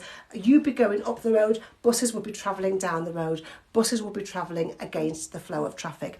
This is all mentioned in my course. A very quick explanation, but it's all mentioned. All video tutorials are in my course to help you to pass your theory test on your first or your next attempt. The course is only $34.95 while I'm live. If you've watched me follow my TikTok account, you will see a video that I've done about Contra Flows recently. I will do one about bus lane Contra Flows. I can find a pencil, I can't find it at the moment. I'll do one about bus lane Contra Flows as well and put it into my TikTok account. Let's come back to a question.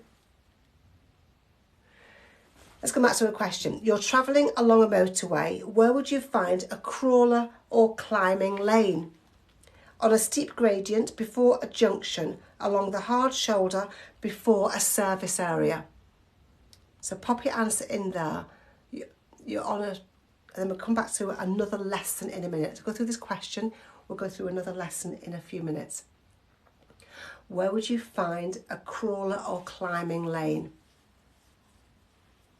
You don't know? I've got some A's, B's and don't knows coming up. So this is a picture of a crawler or climbing lane sign. Okay, this is a sign. Now, when you're on a motorway, if you're going up a steep hill, what would happen to the speed of the lorries? Because lorries are really, really heavy, aren't they? What would happen to the speed of the lorries on a steep hill? I'll wait for you to put some answers in. What would happen to the speed? Decrease. It would slow down. Yeah, lorries, because they're so heavy, would get slower and slower and slower. And if we were stuck behind them, we would have to travel slower and slower and slower. So when there's a steep hill, there may be an extra lane that's just for lorries to move into. And it's called a crawler lane or a climbing lane. Think about it. Lorries are crawling along really slowly, or lorries are climbing up the hill. Think about it in that way. It'll help you to remember. Okay, so when you're going up a steep hill on a motorway, there may be an extra lane for large, heavy vehicles to go into so they don't slow us down. Okay, does that make sense? When you're answering theory test questions, in my course, there is a tip, there's a hint that you should listen to or read. And it says that the hint for this question is large, slow-moving vehicles can hinder the progress of other traffic on a steep gradient, that's on a hill. An extra crawler lane may be provided for slow moving vehicles to allow faster moving vehicles to flow more easily. Like I say, that's the sign. So let's come back to the question now. What is the answer now? You tell me what the answer to this question is now. Is it A, B, C or D? Buddy, baby, awesome. You know the answer now, don't you? Where would you find a crawler crawling along or climber climbing uphill lane? And you would, absolutely. You would find a crawler or climbing lane on a steep gradient, on a hill. Fantastic answers, guys. Well done. Well done. Let me come back to the next lesson. Let me tell you who I am. My name is Annie. Is there anybody here now who is joining me for the first time? Who here is joining me for the first time? Let me know. Yeah, some great answers there. Well done.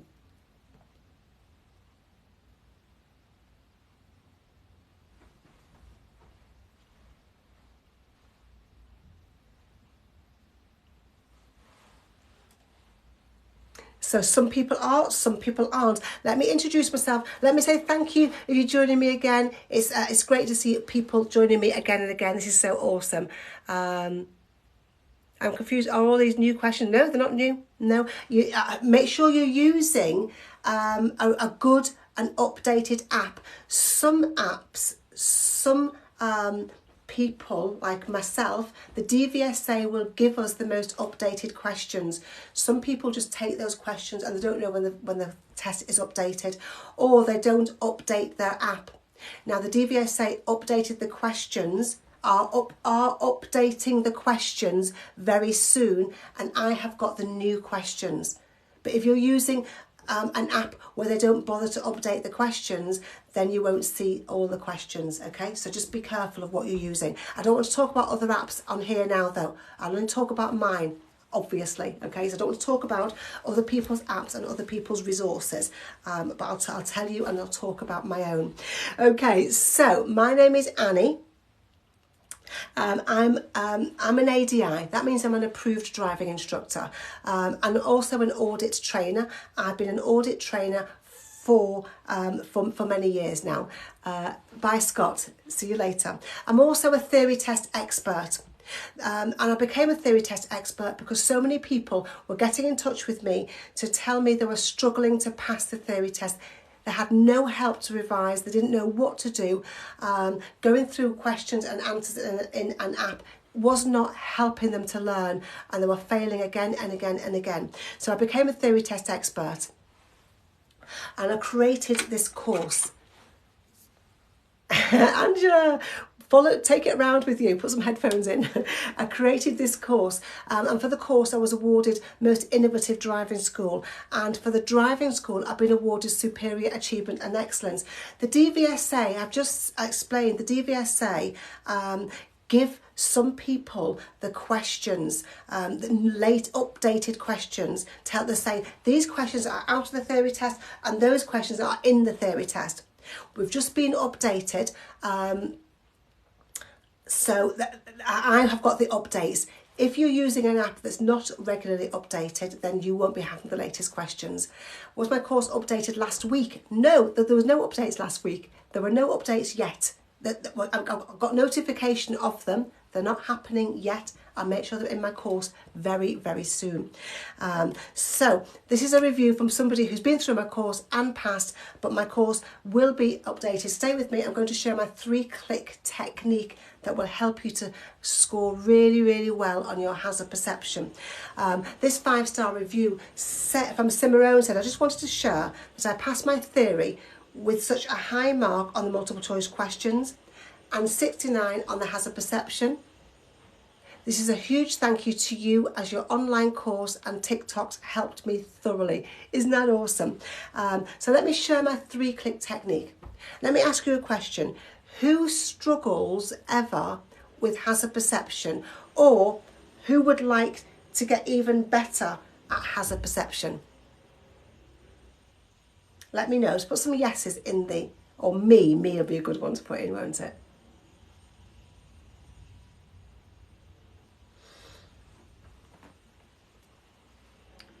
Fab. You want to get even better, yeah. Okay, let's go through it.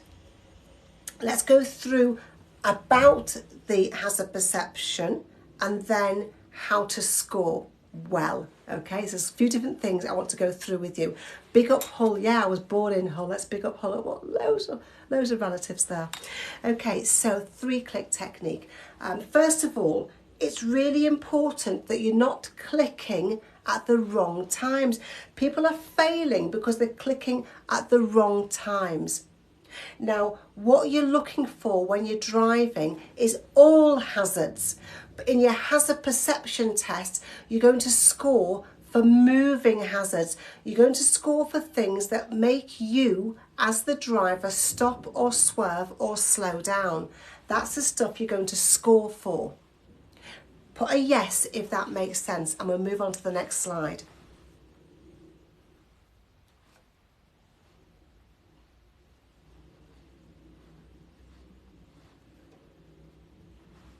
Awesome. So you're looking for things like children stepping out in front of you. You're looking for things like tractors driving out in front of you, or motorcyclists cutting you up. You're looking for things like farm animals or cyclists, or things like my gorgeous doggy there, Ralph, running out in front of you. That's the kind of stuff you're looking for. Okay, so let me tell you, that's the kind of stuff you're going to click for. Moving hazards. So answer me this question. Would you click if you saw this sign? Would you click to try and score in your hazard perception if you saw this sign in your hazard perception? Don't worry what answer you put it in. I'll explain to you in a minute. Some people are correct, some people are not correct. Okay, so remember, I'll just remind you about what I said before. I said you're looking for moving hazards, for example, children, pedestrians, cyclists, dogs, farm animals, tractors. Okay, now, would you click for this sign? Is this sign a moving hazard? Is this sign a moving hazard, and would you click for this sign? M's, absolutely. It's not moving. You don't click for this sign. But hidden dip is not moving, no. But the sign is a clue as to what hazard might be coming up. Does that make sense? The sign's a clue. You've got a hidden dip. The road is going down and then up again. And in this down bit, in this dip, you don't know what's there. So ease off, check your mirrors, ease off the gas and use it as a clue to what hazard's coming up. Next thing you want you to know is your scoring. You will score for every hazard, so you wouldn't click, no. For every hazard, you will score between 0 and 5 points. Okay, you'll score between 0 and 5. 5 is the highest score. You can score 5 or 4 or 3 or 2 or 1 or 0 if you click too early, 0 if you click too late. Okay, so the pass mark is 44 out of 75 for the hazard perception. That means there are 15 hazards. You're looking for 15 hazards. If you scored 3 for every hazard, you'd score 45 altogether. Remember I said the pass mark is 44. So if you score 3 for every hazard, you would pass. The pass mark is 5, but if you score 4 or 3, that's good enough. Okay, so when you're doing the hazard practice clips, remember the pass mark is 5, but if you're scoring 4s or 3s, that's good enough. You would pass with that. Does that make sense? Let me know if that makes sense. Just put some yeses in the comments if that makes sense, and I'll move on to the next slide. This is my hazard perception lesson, and I'm going to show my 3-click technique. Awesome. It's all in this course though, and in this course you actually get a free hazard perception course as well. That makes sense. Good. Now let me explain to you how the DVSA score you. The DVSA are the Driver and Vehicle Standard Agency. So look at this clip here. This is a screenshot of an official practice clip. And you can see you're driving on a dual carriageway road. It's dark, you're in the right-hand lane. There's a car in front of you. And what have you got in the left-hand lane? Can anybody see what's in the left-hand lane?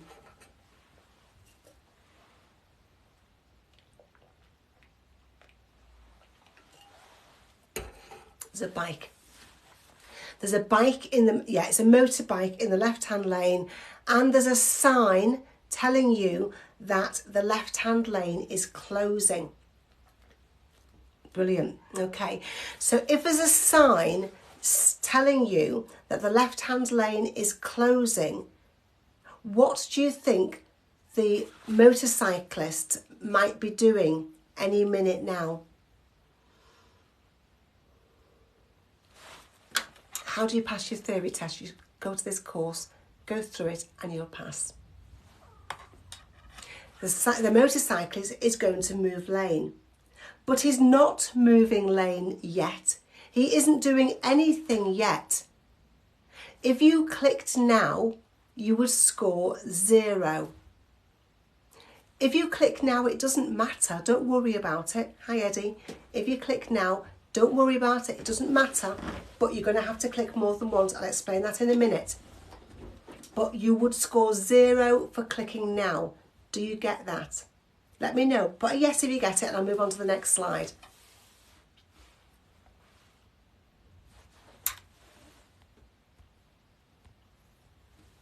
Yeah, you get that. Awesome, brilliant. Let's be loads more people commenting, please. There's loads of people watching here. Just put some yeses in if you get what I'm saying, because that helps me to know that I'm helping you. Cool. So now you'll see, you might not be able to see this clearly, but the motorcyclist has just started to signal. He's just telling you, I'm moving into your lane. If you click now, you'd get the highest score. You'd score 5. Alan Knotts, have a look at this course. It will help you to pass. Keep following my lives. Yeah? The bike has just started to signal, okay? This is how it works. The bike has just started to signal. That's the clue. Cool. Now, if you click now a little bit later, you would score 4 points. If you click now a little bit later, the bike has started to move across to your lane. He's leaning slightly. If you click now for the first time, you score 3 points. Remember, 4 and 3 is good enough. Remember that. If you click now when the bike is almost in your lane, it's a little bit late, you've only scored 2 points.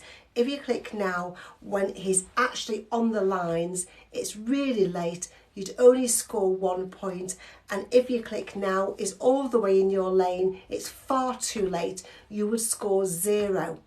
That is the scoring. Let me know if that makes some sense. Just keep double tapping the screen. It's awesome seeing these likes flying up. Keep double tapping the screen, but just put a yes if that makes sense to you. Oui. Can I have a Spanish yes? Sí. Cool, awesome. So let me go through the clicking with you. This is my 3-click technique to help you to score well. This is my 3-click technique to help you to score well. There's the link to my course pinned below. So this is some more screenshots from some official DVSA practice clips. So now you're driving down a road. So watch the clip as if you are the driver. Make sure you're looking well ahead and out to the sides as well. If you're in a car, you'd be checking your mirrors as well, wouldn't you? But what you notice, you've just spotted a bicycle with a yellow jacket on, cycling really quickly towards the end of the road. And you think to yourself, oh my goodness, that cyclist is not going to stop. That cyclist is going to cycle all the way out in front of me. It's going to make me stop or swerve or slow down. That's click number 1. Just put a Y for yes if you get it. That's click number 1. If you clicked slightly before that by mistake, don't worry about it. Just going to click again. Yeah, brilliant. Now, if that cyclist stops at the end of the road, just pretend you haven't clicked. It doesn't matter. Just look for the next hazard. But if the cyclist is going to cycle out in front of you, you know he's going to cycle out in front of you, that's click number 2. Does that make sense? That's click number 2. Does that make sense? Let me know. Brilliant. And then when he's all the way in front of you, that's one more click for luck, click number 3. That's my 3-click technique. So let me just go through those ones. I think he's going to pop out in front of me. I know he's going to pop out in front of me. He's all the way in front of me. 3 clicks. Now, it doesn't matter if it's 3 clicks or 4 clicks or 5 clicks. Don't worry about that, but don't do loads, okay? This is a technique to help you to score well. Let's do it again. You're driving down a road and you see 2 junctions, one either side of the road. And out of one of them, you can see a learner car coming towards the end of the road and is just doing this, okay? He's doing that. He's like, oh my goodness, that learner driver has got no control at all. He's going to pop out in front of me. I think he's going to pop out in front of me. That's click number 1. If he doesn't pop out in front of you, if he gets control of his car and stops at the end of before the end of the road, ignore that click and carry on looking for the next hazard. If you know he's going to pop out in front of you, that's click number 2. And when he's all the way in front of you, that's click number 3, which is one more click for luck. Does that make sense? Let me know. Let me know if that makes sense. This is a very basic lesson. If you want more information, then you need to sign up for my course. And in my course, you get a free hazard perception course as well, even though my course already includes a bit of hazard perception. Now, this is a 3-click technique.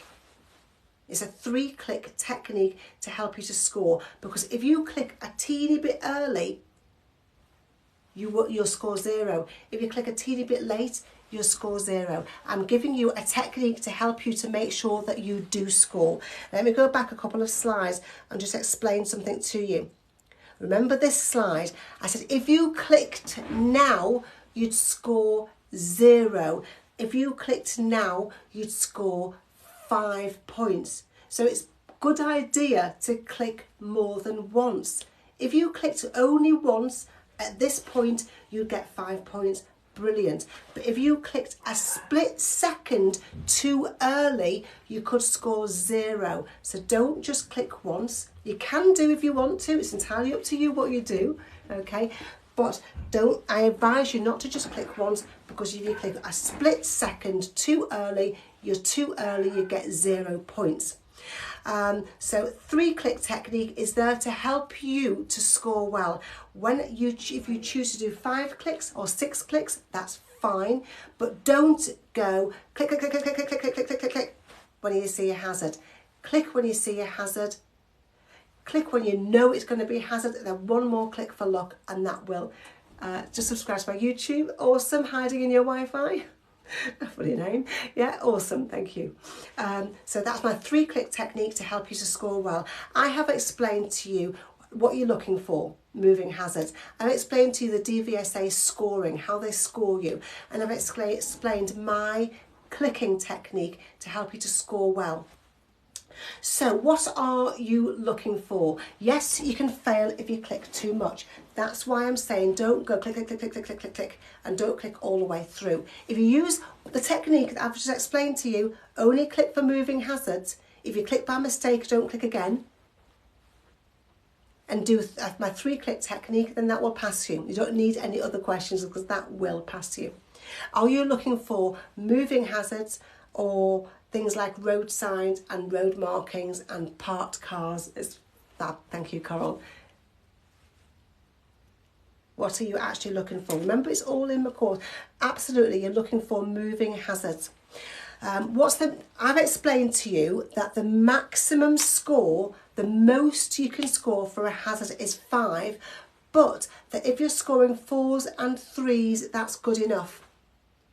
Do you give me a high five if you understand that, if you get that, because I want you to give me a high five, because people are getting in touch with me, or they're used to, and say, I'm only scoring 4s, I'm only scoring 3s, I never get 5s. 4s and 3s are good enough for a learner driver, not for a driving instructor. Driving instructors need to be scoring 4s and 5s. Learners need to be scoring 3s and 4s. Okay, loads of high fives there. Absolutely awesome. Fantastic. Cool. Now, how many clicks were in my technique? How many clicks were in my technique? Can anybody remember? I'm advising you, don't only click once, click about M's. You've been listening, Abby, Layla, Loki, I'm sorry to hear that. Yeah, it's a 3-click technique. It's a technique. It's Annie's technique to help you to score well. Do you have to click 3 times? Let me know this. Put a yes or a no. Do you have to click 3 times? Because some people are always getting mixed up with what I'm saying. This is a technique. No, you don't have to click. Lots and lots of people tell me no. No, you don't have to click 3 times, Annie. No, it's advised. You can click a bit more, you can click a bit less, you can click 2 twice, you can click 5 or 6 times, it's fine. This is just a technique. One of those clicks could be a double click. You could click and then click, and then click again. It could be a double click rather than click and then click and then click again. It could be a double click instead, okay? But 3 can secure it, absolutely, absolutely. That's my 3-click technique to help you to score well on your hazard perception test and to know what you're looking for. I've just been asked a question. What was it? Is there one hazard per, can't remember who asked it, per clip. There are 14 clips. You're going to watch 14 clips, one after the other. Most of the clips will have 1 hazard. One clip will have 2 hazards. You won't know what clip has 2 hazards. Watch every single clip the whole way through, because you won't know which one has 2 hazards. Okay, does that make sense?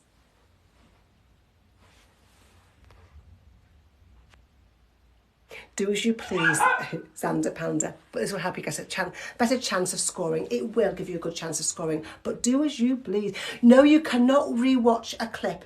The clip will play, then it will finish, then another clip will play, then it will finish. Then another clip will play, then it will finish 14 times. So it's really incredibly important before you go for your test that you practice doing about 10 or 15 clips one after the other. Really, really important, because if you can only focus for 2 or 3 clips, by the time you get to the 5th, 6th clip in your test, you will be losing concentration, losing focus and not scoring well. Okay, I can't go through anything again. No, I can't. There's always someone wants me to start again with a lesson, and I can't do that. I'll be on forever. I've been on for almost 2.5 hours, but I can help you moon love, because is that moon?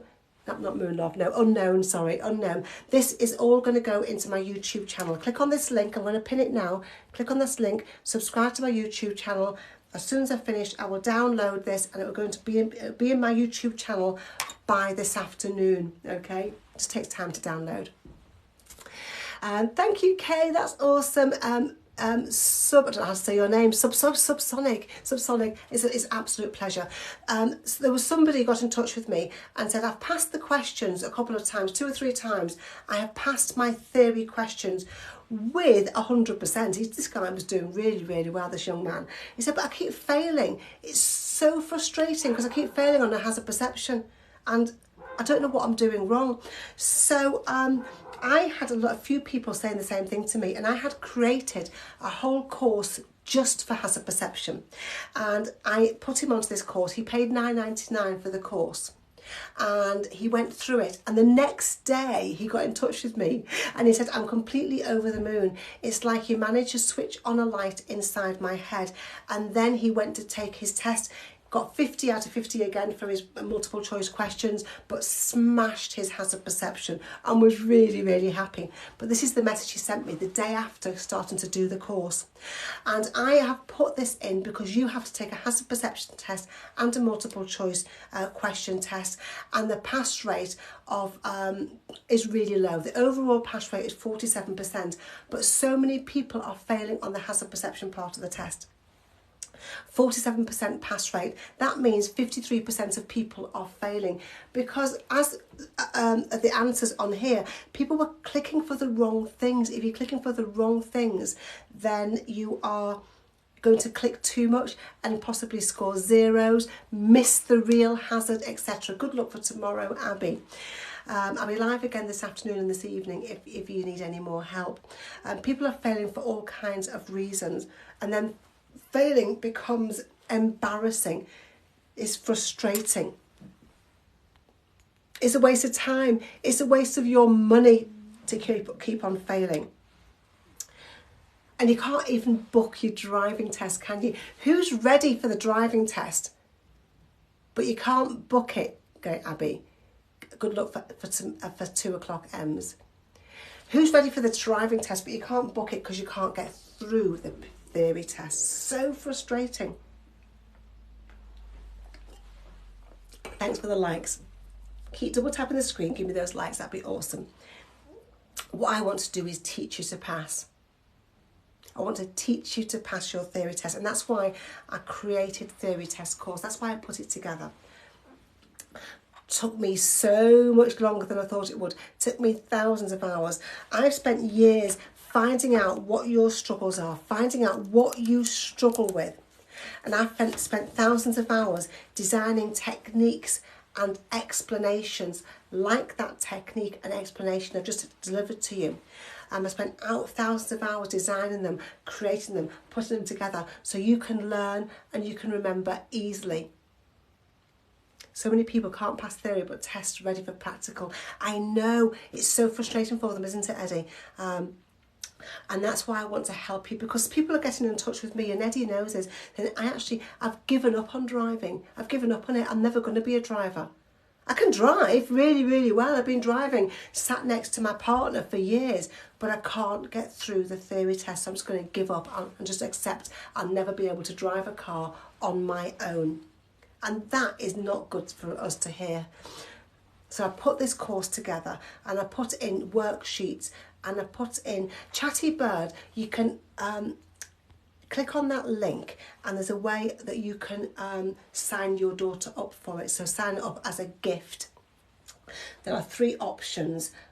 Theory gift voucher. If you click on theory gift voucher, you can purchase it for her, or ask her to join my live 4 o'clock tonight, 6:30 tonight, 9 o'clock tomorrow morning, 9 till about 11:30 tomorrow morning. Okay, so you can sign it up for her as a gift with theory gift voucher. I'm just looking at my screen there, or you can ask her to sign up for herself. Awesome. And she goes all the way through it. She will be 100% prepared to pass. It's helped over 5,000, well over 5,000 people to pass so far. If you use this link, then you get £69.95 worth of product, but you only pay $34.99. You only pay the price of one single 1 hour driving lesson. And the awesome thing is, you want your daughter to go through this course. The amazing thing is that she will be much better and really, really, really well prepared to pass a theory test, but much better prepared for her driving, because her theory knowledge is awesome, and a much safer driver, much safer driver, much less likely to have accidents, because she has theory knowledge. And that's what I want for you. I don't want people scraping through a pass, guessing the last few questions, the ones that aren't common sense, guessing them, getting them right, and then thinking they have great theory knowledge, because it's not true. So many people don't have great theory knowledge, and if you do, you're a much better, safer driver, and you keep your passengers safer, and you keep other road users safer, and cyclists and pedestrians. Let me show you what's in the course. Knowledge and understanding. It's power, isn't it? Knowledge and understanding is power. Let me show you what's in the theory test course and how you'll go through it to guarantee you're 100% test ready. Go to the introduction first, so you've got a really good understanding of what's expected in the theory test and how to go through the course. There are 14 different theory test topics. Let me show you what's in the accidents topic. You can download and print off a worksheet to fill in if you want to. You can fill it in while you're watching the video tutorials. Then you can listen to a fact list before you go and have a go at all of the official DVSA practice questions for that topic. When you've got all of the questions correct, have a go at the mock test for that topic. And when you get 10 out of 10 in the mock test, move on to the next topic and go through all of the topics in the same way, so that by the time you get to the case studies and the full mock tests, you'll find answering the questions easy.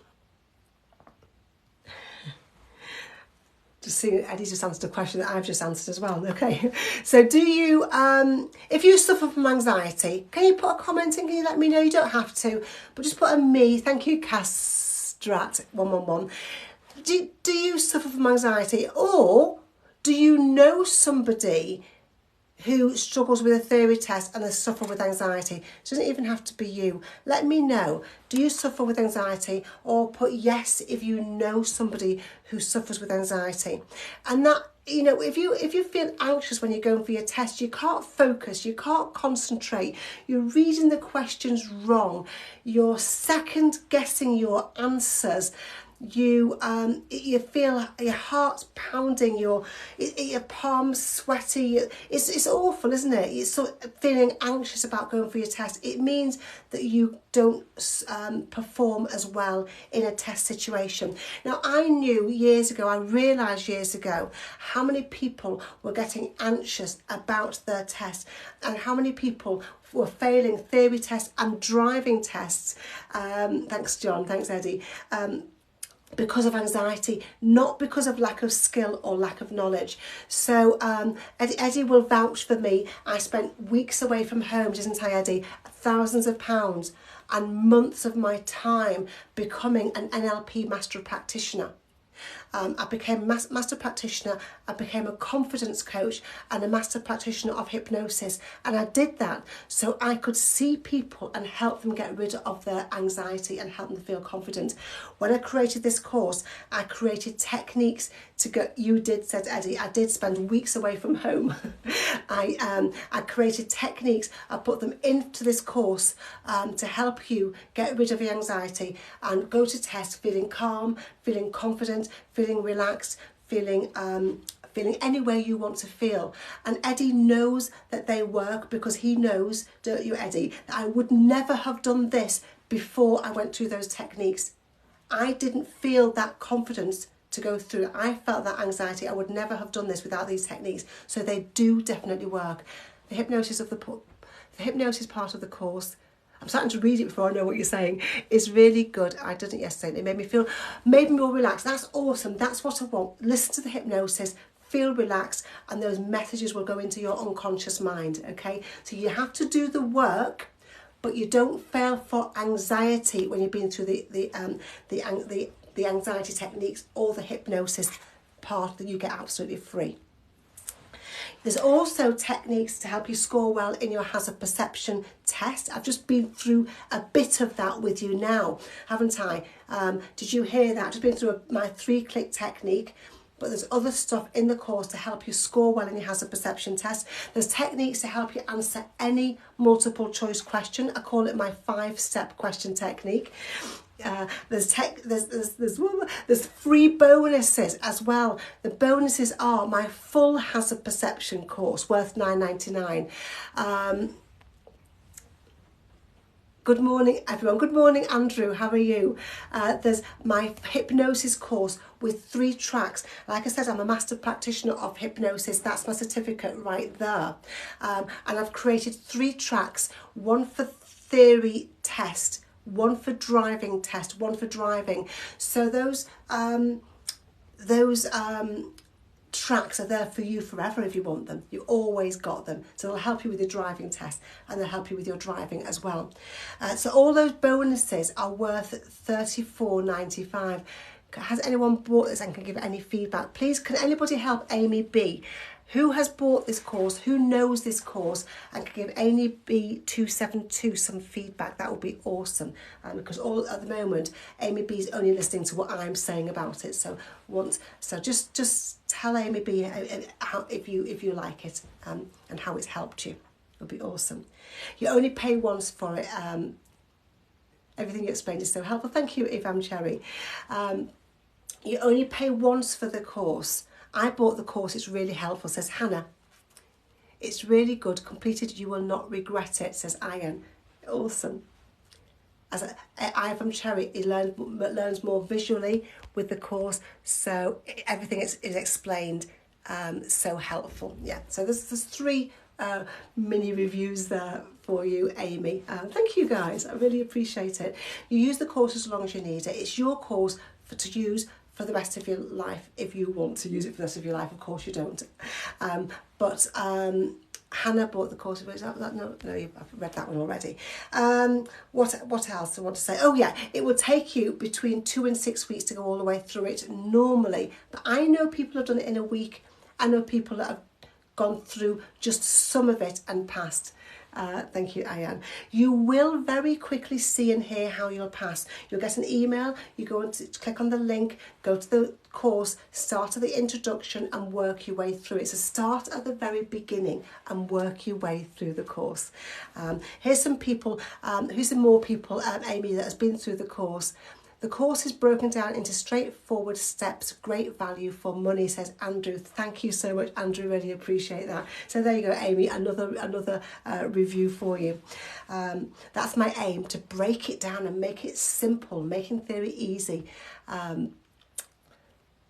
The course is amazing, it's so helpful, says Sanko. Oh my goodness, thank you guys. So, passed my theory yesterday, thank you for your help, says Chucky Milk. By far the best theory teacher I've ever seen. Passed yesterday, used so many of your techniques, thanks very much. I'm loving the course, it's so helpful. I passed my theory yesterday after a failed 13 attempts, and through your course I passed.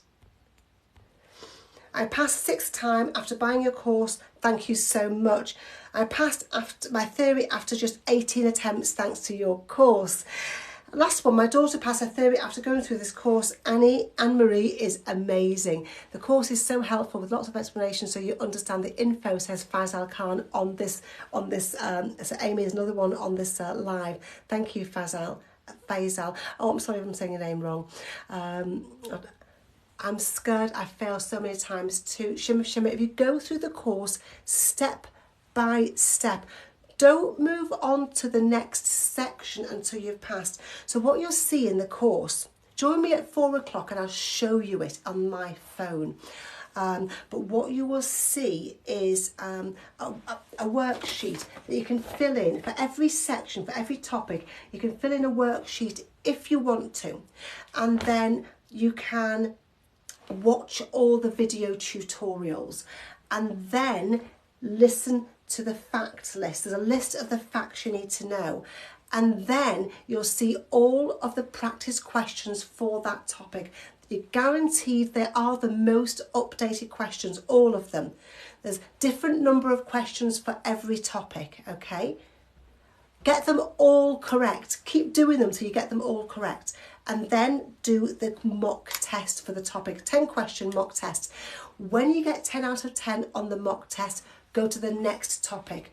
So what some people do is they fail all the questions, fail all the mock tests, don't watch the tutorials and keep moving on and moving on and moving on. Well, there's no point to that. You need to get all the questions correct in the topic you're doing and pass the mock test. Give me some likes, guys. Pass the mock test with 10 out of 10 and then move on to the next topic. Okay, how are you getting on in your new car? I love it, Tom. I love my new car, Nissan Juke. And the only thing I don't love, but I get used to it, is parking brake. It's got an automatic parking brake. I'm old. I like to put a handle up. I don't like the automatic parking brake, but I get used to it. It's progress and modern, isn't it? So thanks for the likes, guys. What did I see a question before? I did see a question about the app. So I'd like to show you this, what an app has got. If you're using an app, thank you Amy B, that's awesome, step by step, remember. Yeah, me too, I've got a blue Mazda in autumn, love it, yay Tom, awesome. So if you're using an app, make sure it's an updated app. Questions have just been updated. The questions in your app should be updated in the next couple of weeks, okay?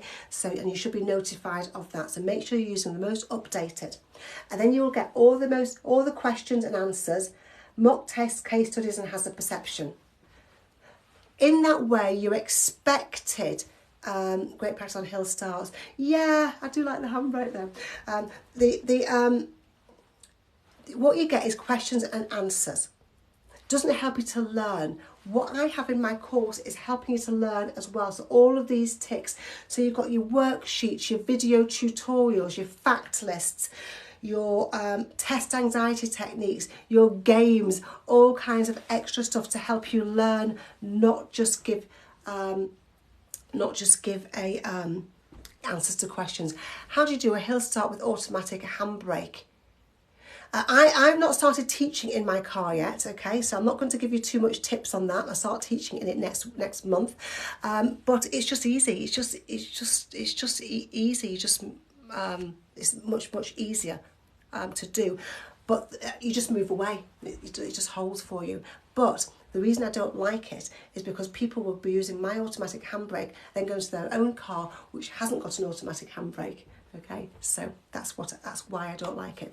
I don't want people rolling back in their own car. I can do it in Annie's car, my driving instructor's car, but I can't do it in my own car. How long is your course? Kaylee, good question. My course is as long as you want to take. So it's online, so you'll do it when a good package says shimmer shimmer, thank you. It's all online, you take as long as you want to take. Most people take between 2 and 6 weeks to go all the way through it. Thank you, Faisal. Most people take that, don't they? But some people will go through it in a week.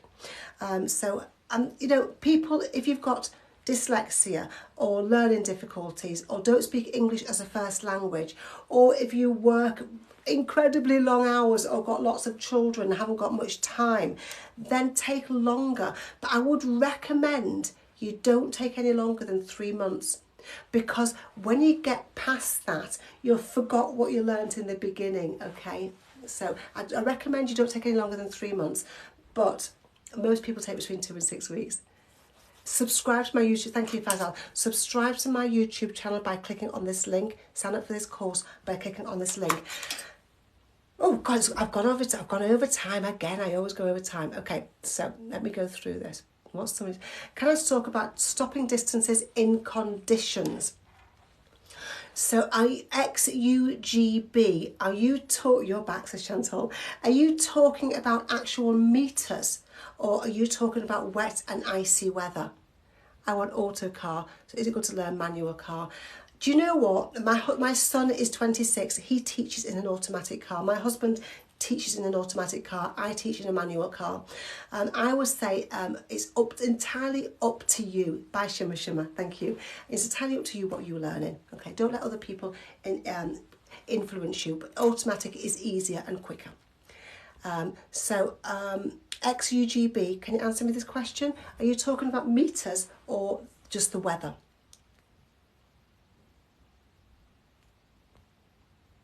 I'll be back at 4 o'clock.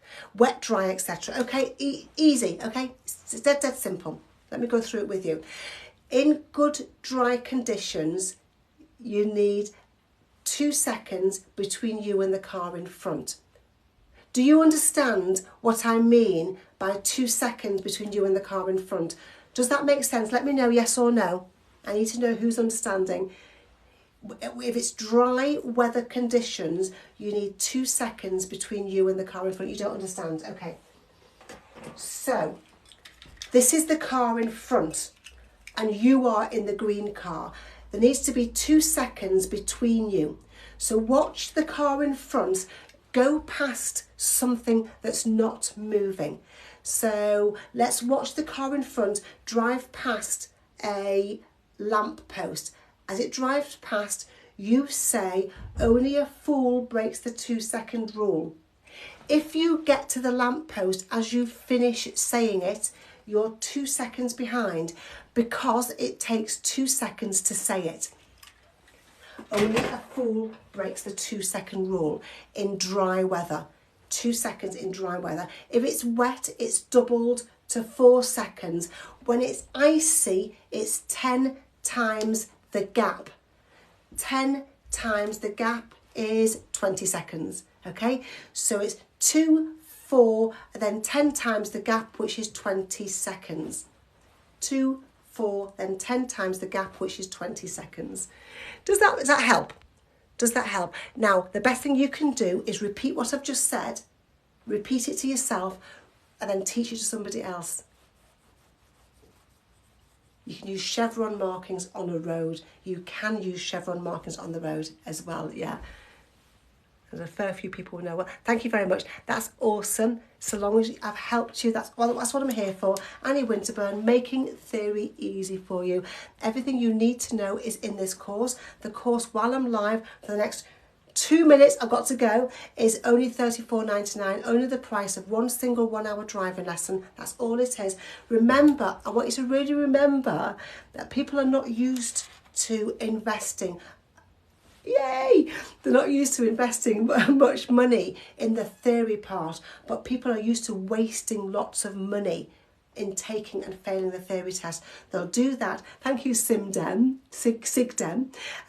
Lots of people waste a lot of money taking and failing the theory test, but they're not used to spending money to prepare for it because there isn't much out there to help you prepare for it. Getting on the road costs thousands of pounds. By the time you've taken a theory test, taken driving lessons, taken a driving test, bought a car, insured a car, tax and MOT and fuel, all of those things, by Ayan, you're in court now.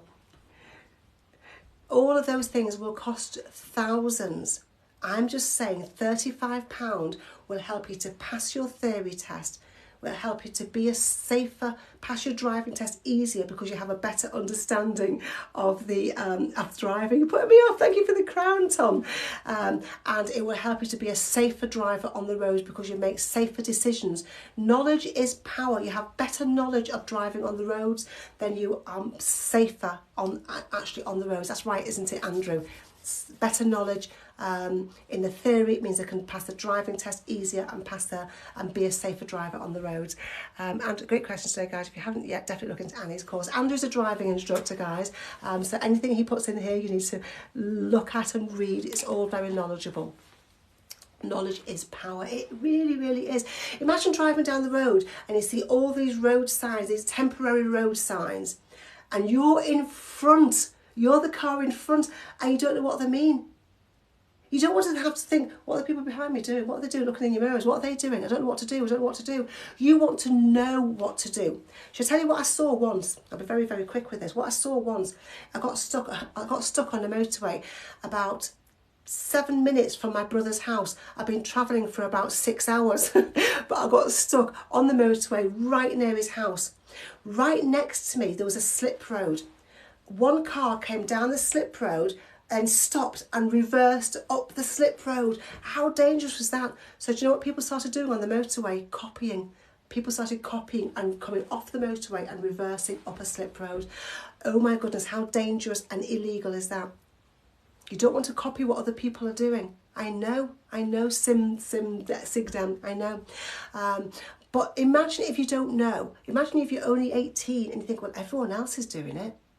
Everyone else is doing it. I better do that as well. And people were going around me, loads of them going around me to reverse up the slip road. Knowledge is power. Knowledge will keep you safe. Knowledge will stop you from breaking the law. Don't forget to subscribe to me. Don't forget to follow me on TikTok. I'll be putting this live into my YouTube channel today. I don't know what else I've got here. I think I've finished now. I have finished. I was just telling you who I am, that's all. So my next live lesson, when am I next live? I'm next live at 4 o'clock today.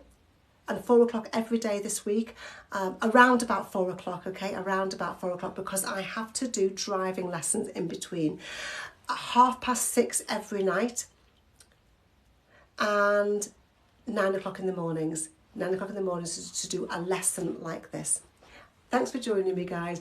I will be here for sure. Sigdan, thank you for your help, Annie. Give her these likes. Tap your screen. Oh yeah, guys, double tap your screen. Give me some likes. Let me see. Let me go off. I've been live for 2 hours and 45 minutes, I think. Yeah, 2 hours 45 minutes. So give me loads of likes. That would be awesome to see. And I'll see you again soon. Thanks for joining me. Thanks, Andrew, for joining in. I don't know who else is here.